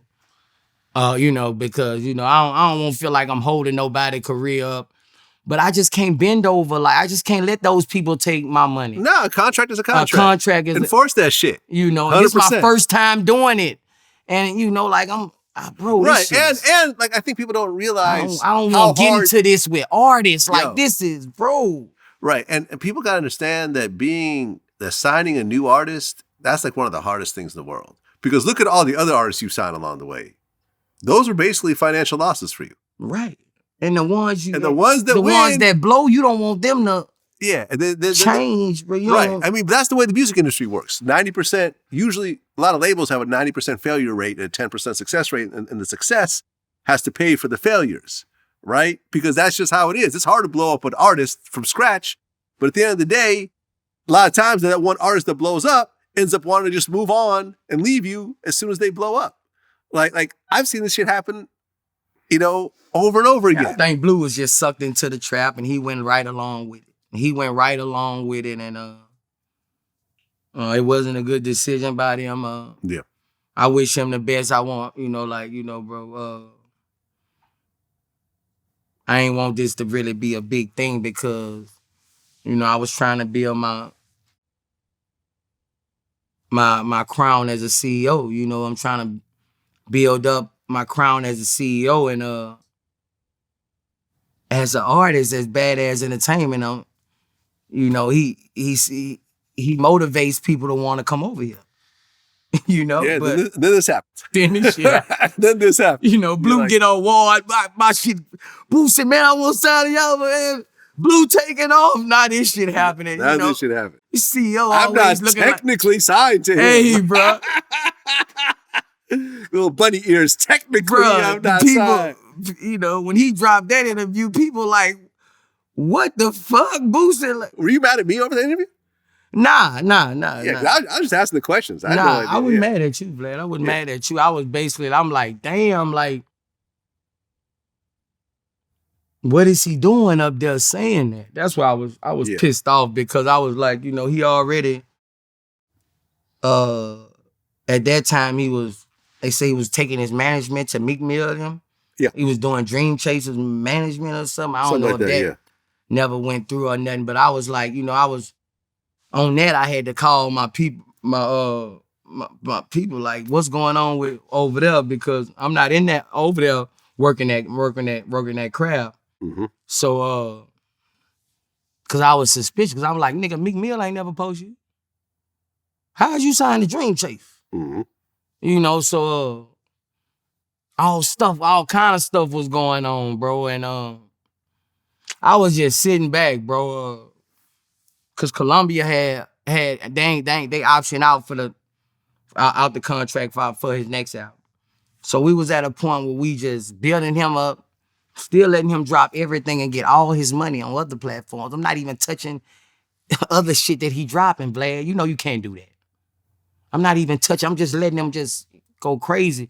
Really, we waiting for, you know, the labels to come, you know, and The big check. yeah, and when they came, Yeah, now you're getting X'd out. I got X'd out. Right. Well, recently you posted a well, you always post that you need something. Yeah. This I'm is the your most thing. needed motherfucker in the world. I'm Mr. Needed. You always need something, and you're always posting on it. And you did a post about, I guess, needing a wall, and you want some hardworking Mexicans to work on man, it. that shit went bad. And I it don't even turned know how into a that home. went wrong. And you know, I don't even know how I said it wrong. Like, bro? What did I say? I say hardworking Mexicans. Who worked the hardest? Everybody who worked for me Mexicans.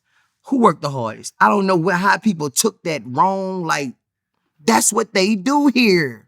They work their asses off. My maids are Mexican. My yard people are Mexican. Mm-hmm. I don't know, bro. Mine too, actually. now that you mention it, you're right. People who do my yard are Mexican. The woman who cleans my house is Mexican. Like, and they do great work. they've They've been working for me for years. Shout out, you know, to everyone who works for me and gets paid very well, and gets bonuses and tips and everything else like that. I treat them very well, very respectfully. Mexicans are very hardworking people as a whole. When Trump was talking about lazy Mexicans, I'm like, what Mexicans you talking about? I've never seen no lazy Mexicans. Ain't no one out there in front of a Home Depot at 8 a.m. ready to work. Yeah. But Mexicans. Yeah. You know what I'm saying? That work ethic is serious. But it was a blowback. Yeah. People were upset at you. Yeah. Were Mexicans upset at you, or was it just like the fake woke people? Like, it was the quote people. Most Mexican was like, hell yeah, Boosie, you know we're gonna get that job. You know. It was just, I think more rich Mexicans. Hmm. When I was Googling them, I heard I got some flack from some people like who in the upper echelon Mexicans, I guess. They was looking like they was with the government or something who made some statements. I had saw their page and shit. Mm-hmm. I'm like, but mostly the Mexicans, they was like, I don't know. It kind of left backlash, but The hood loves you, man. Ain't no one canceling you. You can't get canceled. Yeah, I'm sure your shows didn't dry up after that. yeah, they on my ass about this R. Kelly shit. Nah, I think I'm gonna turn my DM off tonight. I'm tired of seeing this shit. Were you surprised that Lil Nas X did a song with NBA YoungBoy? Yeah. Yeah? Why did it surprise you? I don't know, bro. I don't really want to talk. If I ever see Young Boy, I'm gonna tell him about that when I see him. How I feel about that. Nas X or YoungBoy? Young Boy. If I ever see Young Boy, I'll tell him how I feel about that. But I don't know. I ain't, bro. I thought Young Boy was something like me. You know, like we represent a certain amount. We represent a certain group of people, and what we do affect those people. You know, that's why I always try to stay 100. But what he did, I thought he was built like me in a certain lot of ways. But you know, I don't want to talk about it on camera how I feel about it. But if I ever see him, I'll tell him how I feel. Have you guys communicated at all ever since the Nah. songs came out? Yeah, is what it is.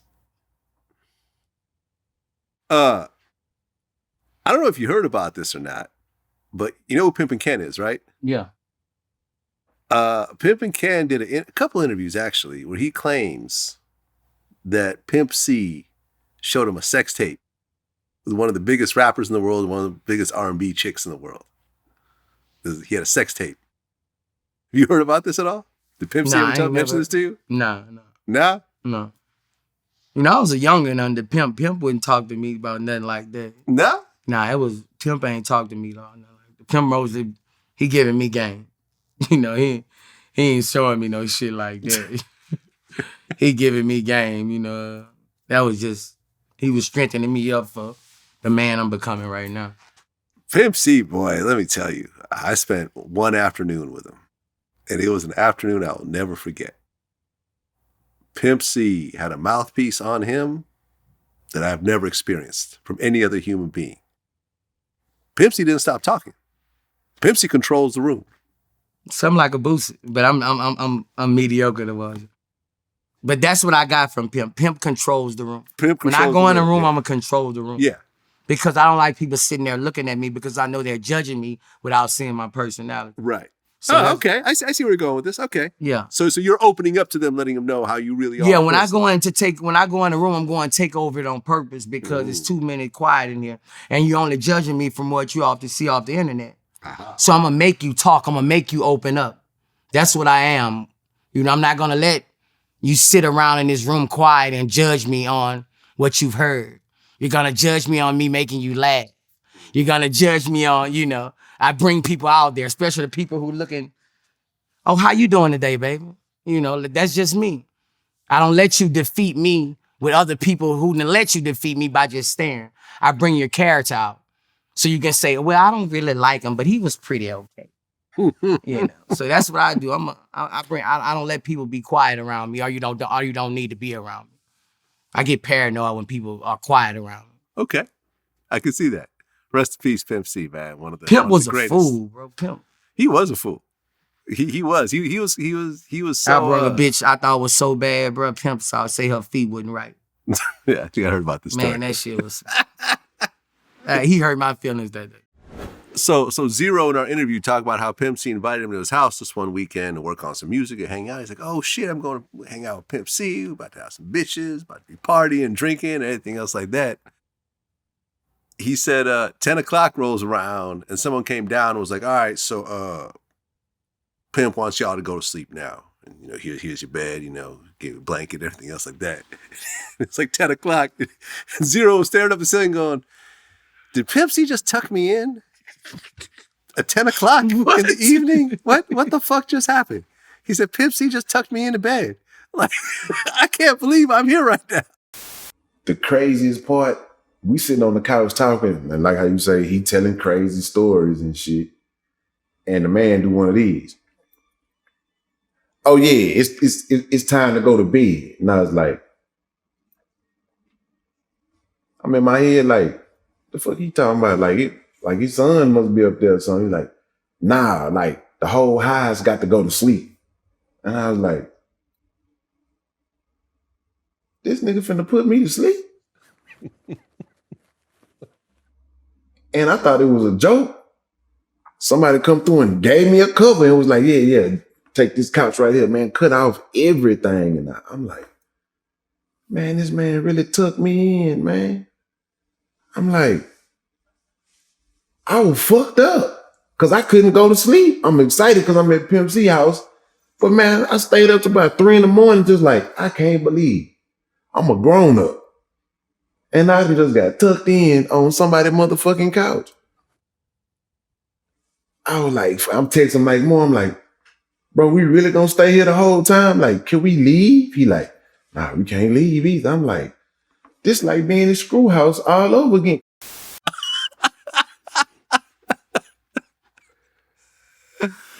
Rest in peace, man. Me and Bun B still cool. He's still keeping the whole UGK thing alive. It was nice to actually see the UGK verses. Yeah. You know, with A-Ball and MJG. It was a little sad because Pimp C wasn't there. But, you know, UGK is still a very important brand in hip-hop. Have you heard about the Lil Meech, Richard Mille watch situation? I saw some on the internet. They sold him a fake Richard Mille or what? No. So here's the story, right? And I oh, no, they were saying he owed some money. So Lil Meech goes into a jewelry store with an $80,000 platinum Rolex. And they go and give him a $250,000 Richard Mille watch. And he puts the $80,000 Rolex as a down payment. And he's supposed to pay off the other, whatever, 170,000. The jewelry company's calling him. He's ducking their phone calls. So then Meech goes to another jewelry store and tries to trade in that Richard Mille watch for a more expensive Richard Mille. But the jewelry stores know each other. So they call like, yo, that watch you're looking for, this dude is in here trying to trade it in as a down payment. So at that point, the original jewelry store goes and calls the police, files a police report. He gets arrested. They arrested him? They arrested him. And now he's facing a bunch of years over grand theft. I mean, you're talking about a $170,000 robbery at this point. They arrested him? They arrested him. He had a bond out on like $1.4 million bond. When this was, man? This was a few months ago. Man, bro, I ain't been keeping tabs on Meech like that. I knew it was some shit happening, but I ain't know he got arrested. He got arrested and he's being charged. And, the funny thing is that jewelry has always been BMF's Achilles heel. Like, if you look into the BMF story, Southwest T got pulled over and they found $5 million worth of jewelry in his car. I was Southwest T yesterday. Oh, really? Yeah. Okay. I need an interview with Southwest T, man. T, reach out to me. But yeah, T got pulled over. They found $5 million worth of jewelry on him. He tried to say it belongs to this dude, Damon Thomas. The producer used to be married to Kim Kardashian, which it didn't belong to him. And ultimately, that's how Jacob the jeweler ended up going to prison over that shit. Because they try to get the jewelry back from the feds. And in the process, it opened up the can of worms that basically got everyone indicted. Okay. So now you have Lil Meech trying to stunt like his daddy with these Richard Mille watches, which honestly, at this point in his life, he shouldn't be wearing those types of watches. Why? Because he's not making the type of money to justify those types of purchases. Yes, he did his first season in BMF, and I'm sure he got a few dollars for that. But a $250,000 watch, you got to have $5-6 million in the bank to really be rocking watches like that. You gotta understand, Bleu, we was all young at one time. Yes? Yeah, you're talking for somebody who's established and know what to do, Even when I was young, I wasn't doing dumb shit like that. But we was. I ain't gonna lie, like, when you first start getting that money, you want the top dog shit, even though I don't know his salary. I don't know if, I don't know his salary, but I'm saying, like, being a first-time actor on a TV show, on a brand new TV show that's just launching, you probably make maybe a couple $100,000 if you're lucky. Yeah, but you gotta look at it too. He's Lil Meech. Exactly. He got to stand on something too. He gets a lot he's standing on. Yeah. You got to look at that. You still have to. And that's why he got caught up, trying to be like his father, who was doing all that shit, but his dad was an international drug dealer, and he's doing 30 years in prison. You see what I'm saying? Like, you don't want, like, you're not going to compete with your dad because you're not doing what your dad is doing. And you don't have the repercussions that your dad is going to have. You're a legitimate dude. I interviewed him when he was like 17 or 18 or something like that. He said he didn't know his dad was who he was. He just grew up and, his dad shielded him from a lot of that. And he found out later on in life. I had no clue. Like, I still, when he went away, my mom told me that he was at that he went to a job interview or something like that. Like, just went away for a job or something.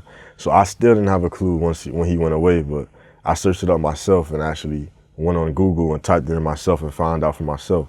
But I just was always going places. I remember always just being with him everywhere, seeing nice things all the time since I was born. So I always knew that he was doing something. I mean, I don't know, it could have been anything. So I had a fun childhood, crazy childhood. But he didn't grow up like a criminal, like a drug dealer or whatever. He wasn't trying to follow his dad's footsteps. Yeah, no kids with money grow up drug dealers. That's what I'm saying. So no kids who had dads with money come up drug. Right. So why are you trying to be Why are you trying to floss like a drug dealer when you actually have a legitimate job that you're making real money on and paying taxes on? Because that's what he wants to do to make him happy, Vlad. Okay. That's what he wants to do to make him happy. He feel by I can't say exactly how Meech feel, but if I was in his shoes, probably as a young nigga that age, he's one of them young niggas. He has a different moniker. Because of your dad, you're gonna have to do a whole flip flop. Because of your dad, your watch can't be like a fucking nickel. You know what I'm saying? And by getting these things, I would feel at that age, I'm not saying he feels like, I would be feeling like, I'm putting on for my pops. That's how my young mind would feel, Now he's facing a bunch of years, and when you look at how much money he owed on that watch, that money basically went to the fucking bail bondsman. You know what I'm saying? Putting that 1.4 million down, that's 140,000 the bail bondsman gets to keep. That's what you owed on the damn watch to begin with. I ain't going to no jail for this shit. It's a jury shit, bro. He gonna pay them people off, and they gonna let that shit ride. Hopefully. Because they don't want to be known as the jewelers who sunk Big Meech, son. You're fucking finished. Not that they would give a fuck, probably. I mean, but but he stole the watch. I know, but it doesn't matter. I'm talking about what the black community gonna think, and all the people we buy the jury. Don't nobody else buy that shit. We buy the jury. So all the other black people like, I'm not fucking with them niggas who sent Lil Meech to jail. So how it gonna come out is they gonna rip up something. He gonna pay them their money back. They gonna wipe that shit on the table, shake hands, and that's how that's gonna go. But so how does that work? I mean, once you've been arrested and charged, if the original person drops the charges, then they'll just let you go? Yeah, most of the time, because the state not gonna pick it up, because you're not bringing witnesses to court. You're not, and he's not a big Meech where they're gonna, I hope he gets dropped and he learns a valuable lesson. That's what I hope. Yeah, I interviewed he got him. money. I think he didn't. Yeah. I don't know. I fuck with that dude. Yeah, I fucked with him too. This is why I fucking interviewed him. And I liked him and I felt he had a good head on his shoulders. When I saw him on BMF, I said, yo, that's great. Good for him. Good for him. He was also in, what was that one show on HBO with that girl Zendaya? He had a role on Euphoria. I ain't know that. Yeah, so I'm saying like he's getting his chops up. Like look at, for example, like Ice Cube's son. You know that Ice Cube's son is in the new Star Wars series on Disney Plus, the Obi-Wan Kenobi series? He plays one of the fucking characters. I didn't know that. Imagine being Ice Cube, coming from where he comes from, being the face of gangster rap, becoming an actor, and then your son, you put him in his first movie to play you, and now he's doing Star Wars movies. Yeah. Good for, you know what I mean? Like that's some But generational you gotta understand, that's what people shit. respect. Yeah. If Ice Cube's son was rapping gangster rap, they wouldn't respect it. Right. That's what I'm trying to preach to the younger, especially to my son. People don't want to see you go through the same things your daddy went through. Mm-hmm. Because they know you didn't have the same upbringing. You didn't have the same upbringing. Right. They know that. Yeah. And that's what I be trying to, I was trying to preach to him. Like, I don't know no gangster rapper whose son made a gangster rap. Right. Do you know anyone? No, it doesn't exist. Do you know anyone? Because you know more people than me. Let me tell you. You know the basketball player Skip to My Lou? If my son do that, he gonna break a record. Okay. Like he gonna break a record. And kids who have celebrity daddies have it harder than anybody. Right. So they have it harder. People think they have it easier. They have it harder. They have it 10 times harder. To try to make it. Yeah. To make it. People look over their talent because what they've had. Yeah. It's so many famous people whose sons and daughters are great with music, great with everything, but their upbringing, their people, Right. So I interviewed. It's hard for them. I'm glad I didn't have a famous father. Well, I interviewed Rayford Alston, a.k.a. Skip to My Lou, basketball player. He has a son named Rayford Alston Jr., who is now in jail for murder. He was a rapper, I think, where was it? It was like in Stockton, somewhere between LA and San Francisco. And he got caught up in a murder. His name is Rayford Alston Jr. He's in jail right now. They got text messages of him talking about it. It's a fucking mess.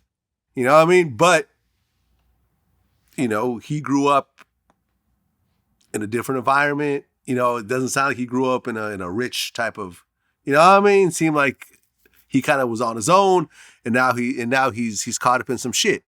But you're right. But his dad wasn't a rapper. And you're right, a gangster rapper. Whose kids in rap have actually made it? Fuck gangster rap. Name a kid in hip hop. Name one. But gangster rap make it worse. But gangster rap, okay, but name one rapper who has a rapper father who's successful. One rapper. I was gonna tell you name a gangster rapper. T.I. son raps. Diddy's son raps, but none of them have really gained a lot of success. And they make good music. Your son raps. And they make great music. They make good music, but they're overshadowed. You know, people don't want to buy their music. You know why? Because why buy your music? You have to make music for the women.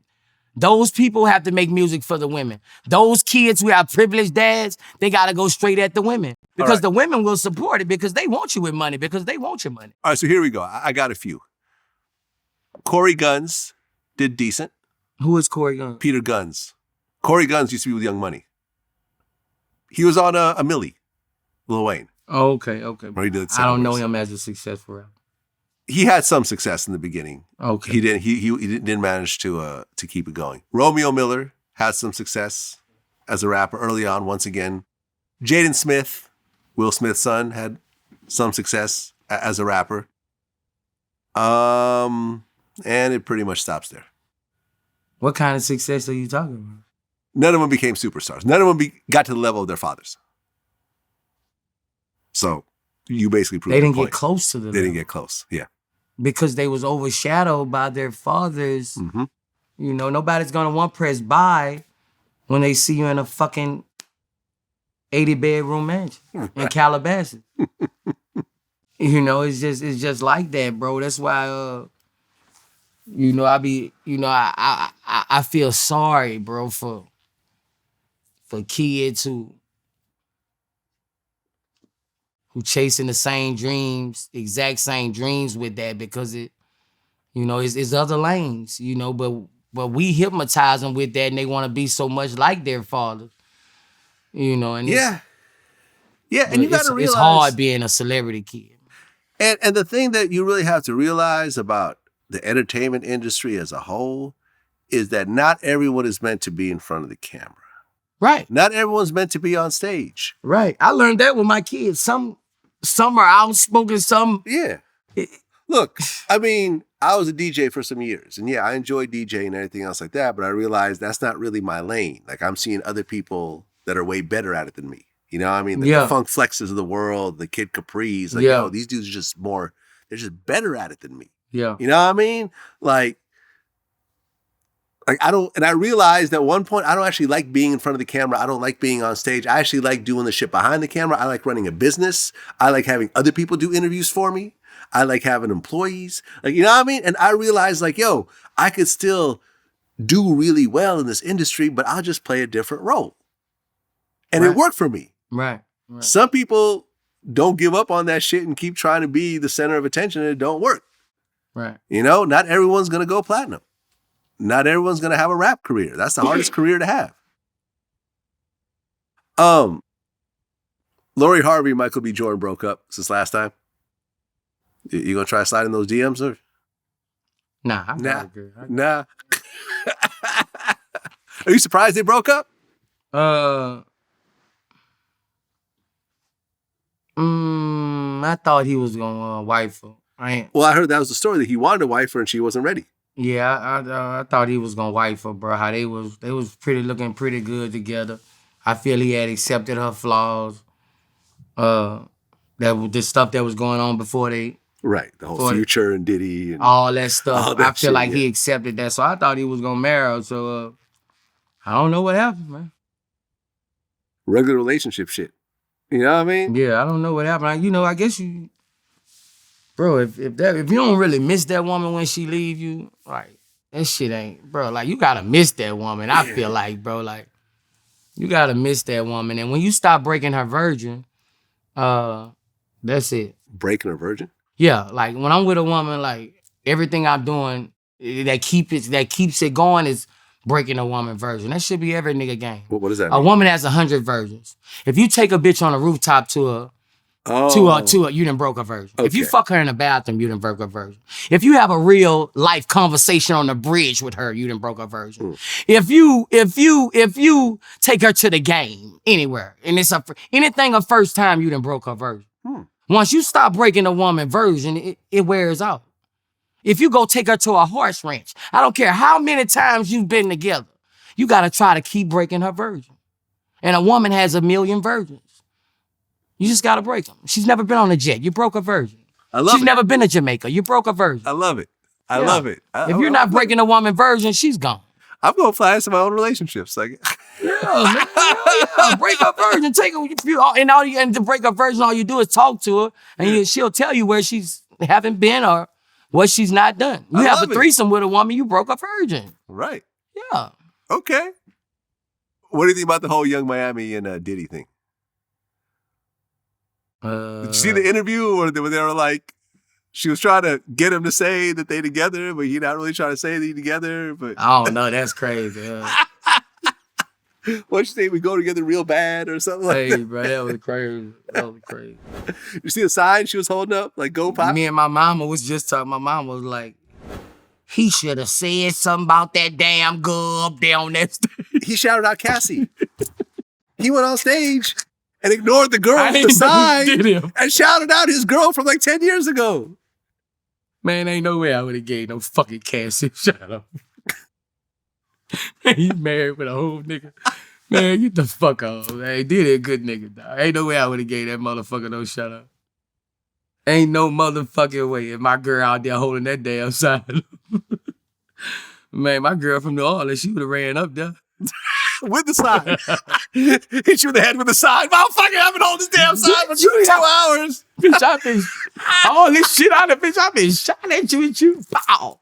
My girl. But I like how they look together though, bro. That make me want to get that age and get me a younger woman.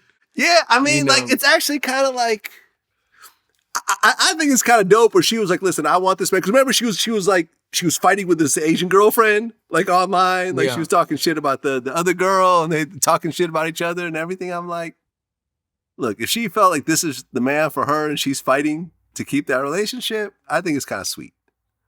Yeah. You know what I mean? Yeah. At the end of the day, if this is the man she's choosing Yeah. and she got to fight, you know, because dudes be fighting for women all the time, that women that might not necessarily want to commit to them. I've done that before. I've fought for women and gotten them, you know? Good for her. Yeah, I mean, I like what I see with them together. Yeah, I dig it.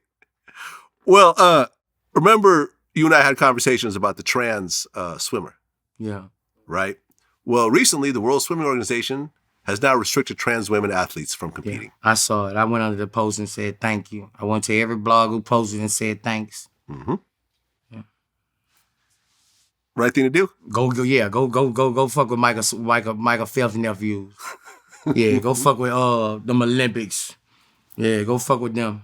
And Remember, come- I sent you a video of there was like some dude that tried out at a girls basketball team. Who speak all this It to was like a existence? Juwanna man. Who speak all this to existence? telling People, you. bro, everything I speak it into existence, bro. Like, Mm-hmm. I told you it was I speak it into existence, bro. People gonna say I'm a wise person.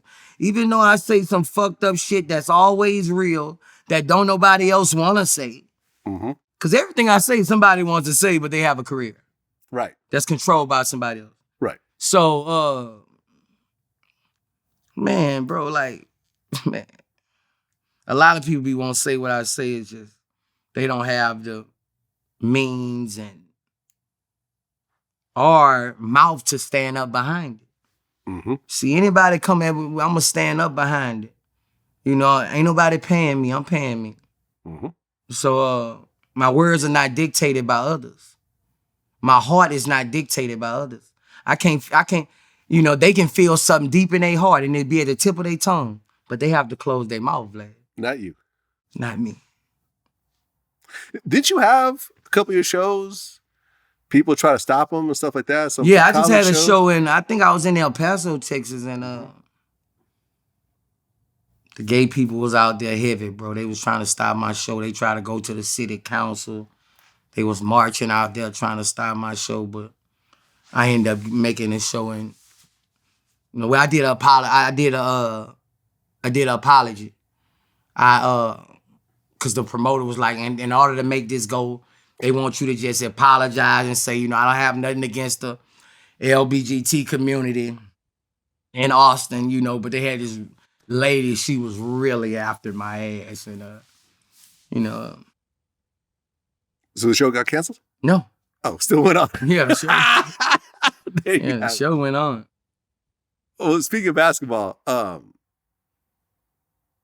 what do you think happened to the Brooklyn Nets this past year? Because the Brooklyn Nets supposed to be the next big dynasty. They had Kevin Durant, Kyrie Irving, and James Harden.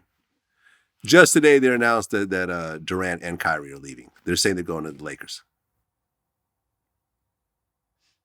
I don't know. It started with that Corona shit, man. That Corona shit. Right, because Kyrie wasn't playing. Yeah, that Corona shit. When people ain't playing, bro, and I played basketball for years, and when your main person of that team, when mostly your main people are disorientated on that basketball floor, it tears everything up. Cause everybody running to y'all, you know, like, and Kyrie is a man, he has the right to not play in it, but him not playing, fuck that team up. Because in basketball, how they think on that court, you cry after you lose. So when you cry, you're hurt. So basketball is their life. Like, it's their life. They've been playing it like it's everything to them. So, you know, most people look at it on that team, they probably won't say it to Kyrie. But most people look at it on the team like, nigga, you scared to catch a cold, nigga? You scared to catch a cold? Well, he didn't want to take the vaccine. You know, you scared to, that's how they look at it. They don't give a fuck about the vaccine. Like we are one. When you're a basketball, that's like your family. Right. Like, that's your family. When you bag down on them, bro, like, you know, it's... Yeah, I remember they got swept by the Celtics. Yeah, beat. I'm talking about dog. Kevin, Bad. dog. Like Jason, Bad. like Kevin Durant was not even there, bro. Kevin Durant was not even. That's the worst I ever seen KD play ever, bro. KD is one of my favorites, bro. He wasn't there, bro. Because they wasn't there for him. That dude loved basketball. Oh, yeah. Like, they wasn't there for him, and he always trying to save these motherfuckers. That's what I don't like about KD. Start exposing these motherfuckers. Nigga, you don't want to play? Fuck you. He need a KD, but KD a laid back dude, but a lot of people done fucked over KD his whole career, bro. Everybody be trying to drag him. He done got fucked over his whole career. Yeah, shout out to KD. He actually Like DM'd me. KD, bro. Like KD, bro. KD need to start exposing motherfuckers instead of holding his tongue in. Yeah. KD actually DM'd me the other day. That shit Kyrie wasn't doing. That shit wasn't no real shit, bro. You know, even I had to agree with him as far as a medical situation, but as far as basketball, man, that shit family, man. Yeah. That shit is family. That shit is serious, bro. Well, listen, I'm a big KD fan. He actually, what I was saying is he actually DM'd me the other day to tell me that he's a huge fan. He loves my shit. He watches me every day.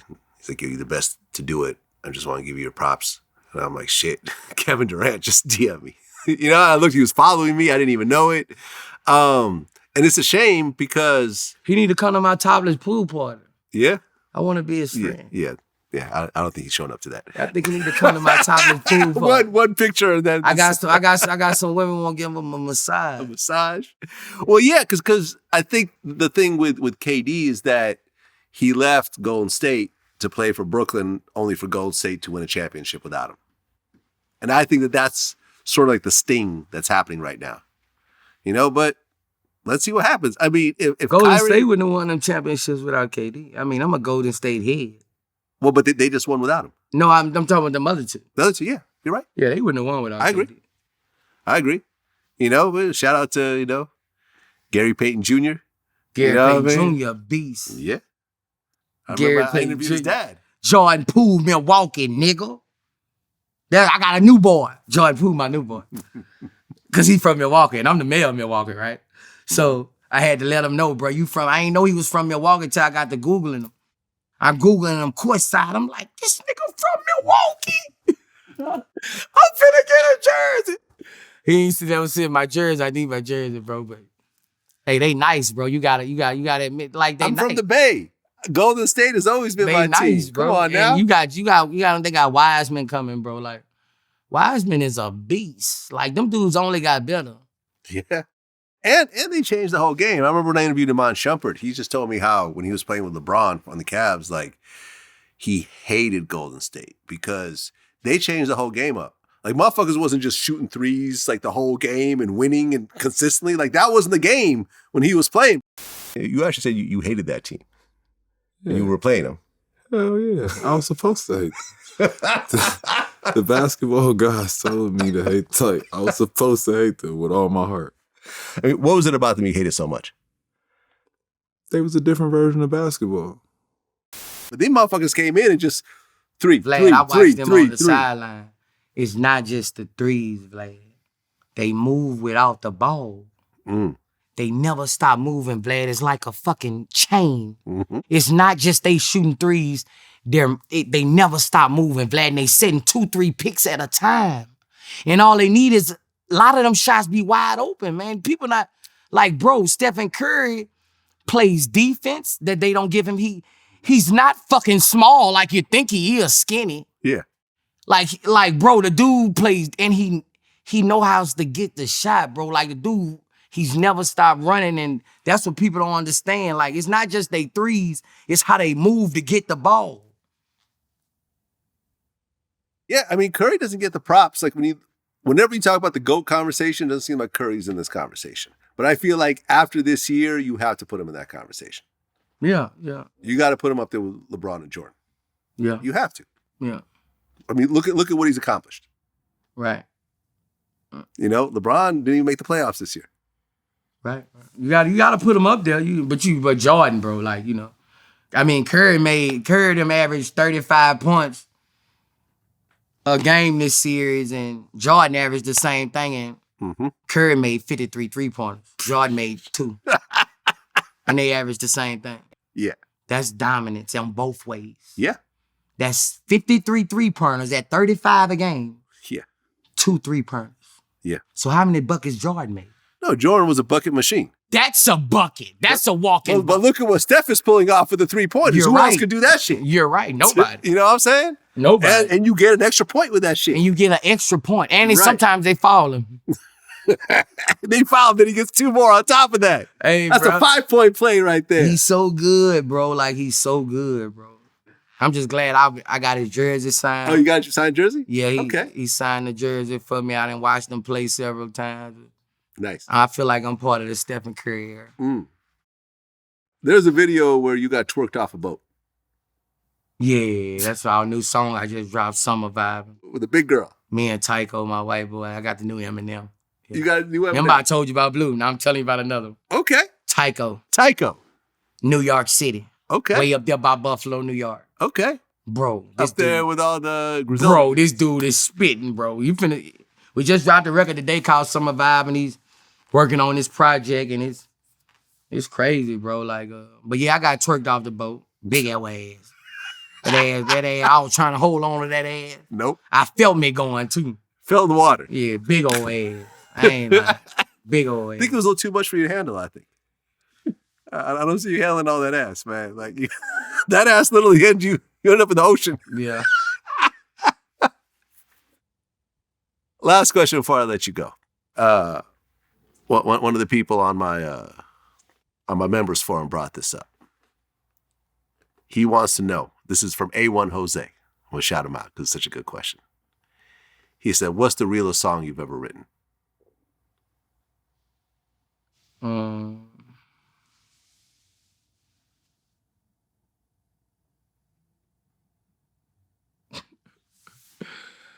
I don't know.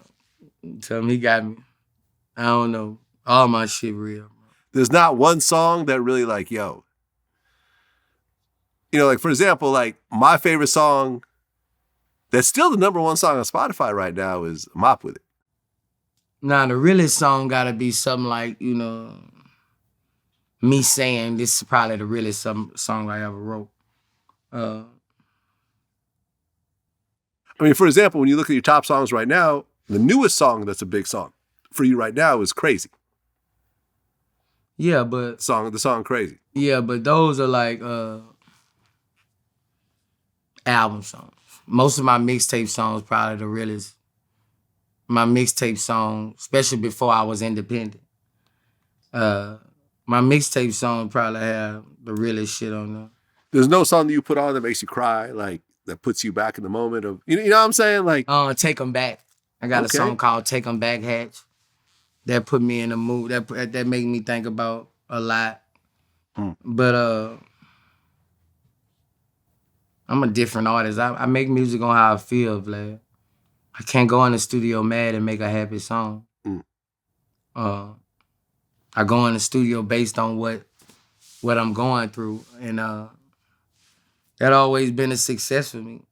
Like I'm finna drop 2 more albums this in a couple weeks, and music easy for me, but like when Trub died, I just said I'm finna go put an album together, and I'm gonna get an LLC for his kids, and get him most of the album, all the proceeds out the album. Okay, I love it.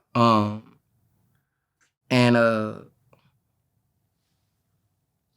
when I go make that music, it's easy for me, man. Like, it's easy. Like, I make music in 30 minutes. I make songs in 40 minutes, full songs.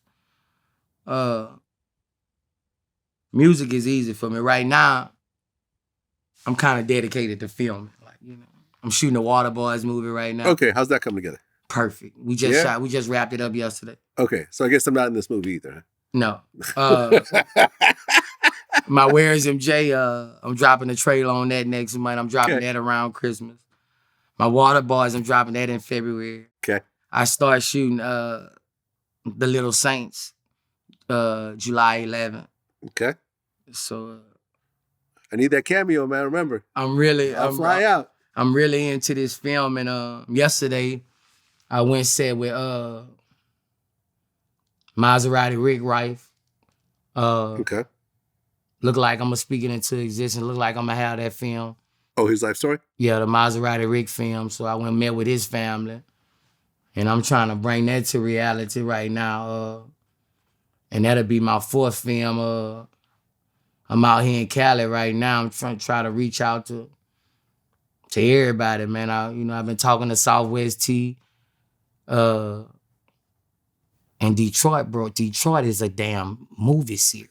Oh, I mean, like Detroit, bro. Have you seen the interviews I did with with the 50 Boys? Yeah, bro. I interviewed. You watched the BMF series, right? Yeah. I interviewed the real Lamar. Oh yeah. Yeah, Layden. I want to talk to Curry, John Curry. Oh yeah, I get you. I want to talk to Curry because I'm out here right now. I'm looking for Ed Hansen. I'm looking for the Currys. I'm trying to build. I got a Detroit guy that I'll put you in contact with. He's the one that got me in touch with it. But I'm trying to build the. Yeah, Johnny Curry was one of our biggest interviews. The Maserati Rick film, and I need these guys. Yeah, we got that. But yeah, the real Lamar. Off the Wire? No, remember the dude Lamar from BMF? The one that was killing everybody. Yeah. And stabbing, you can't stop the rain. Yeah. That dude. Yeah. That's a real guy. Oh, that's a real guy in real life? Yes. Layden Beast Simon. He shot Big Meech 18 times. Yeah? Yeah. And talked about it on camera. They say it was like 18 times and shit. I'm like, this motherfucker's so far underneath the damn dashboard, I couldn't really get to him and shit, but, some people say the guy hit him in his neck and then in the stomach and shit. Big Meech survived it? Yeah. Big Meech got shot 18 times? Yeah. He shot his car up. Oh, okay. Meech got hit a bunch of times, yeah. I ain't even know that shit. See that, bro? No, he was the one that really had the beef with them dudes. And like his brother got killed at one point, and that was like, essentially his brother got killed in some sort of altercation, and they had a sit down with Big Meech and them, and everything was worked out. And then Big Meech decides to go throw a party basically on his block. you know, at like this little diner on his block, and he was like, man, fuck this. He just showed up and just shot everybody up. You know, they say he's the dude that made Big Meech move to Atlanta. Oh, okay. This dude's older. And yeah, his first interview ever was on our platform. It was, yeah, I mean, like, this is the real gangster. Yeah. Like, he's the real deal. Yeah. You should watch the interview. What it is? Layden B. Simon. Do we have anything about Maserati in it? Mm-mm. I don't need to watch. Okay. Maserati RICO is the story that you want to focus on. Yeah. But I also interviewed the 50 Boys, like the dude, the Wood Harris character, the real one. Yeah. You know what I mean? The dude with the high top, the real person behind that. Like, you know, they told the whole story about what happened. It's an interesting story. The whole Detroit. Yeah, Detroit especially, man. I just hope I can get, you know, I'm speaking into that, I'm going to get this film and make it to reality, man. And I'll put you in touch with Johnny Curry because he has I definitely need, Tracy said I need to talk to the Curry boy. I got you. So. I got you. What else you got working on? Staying alive. That's what it is. I'm out. Boosie. Peace.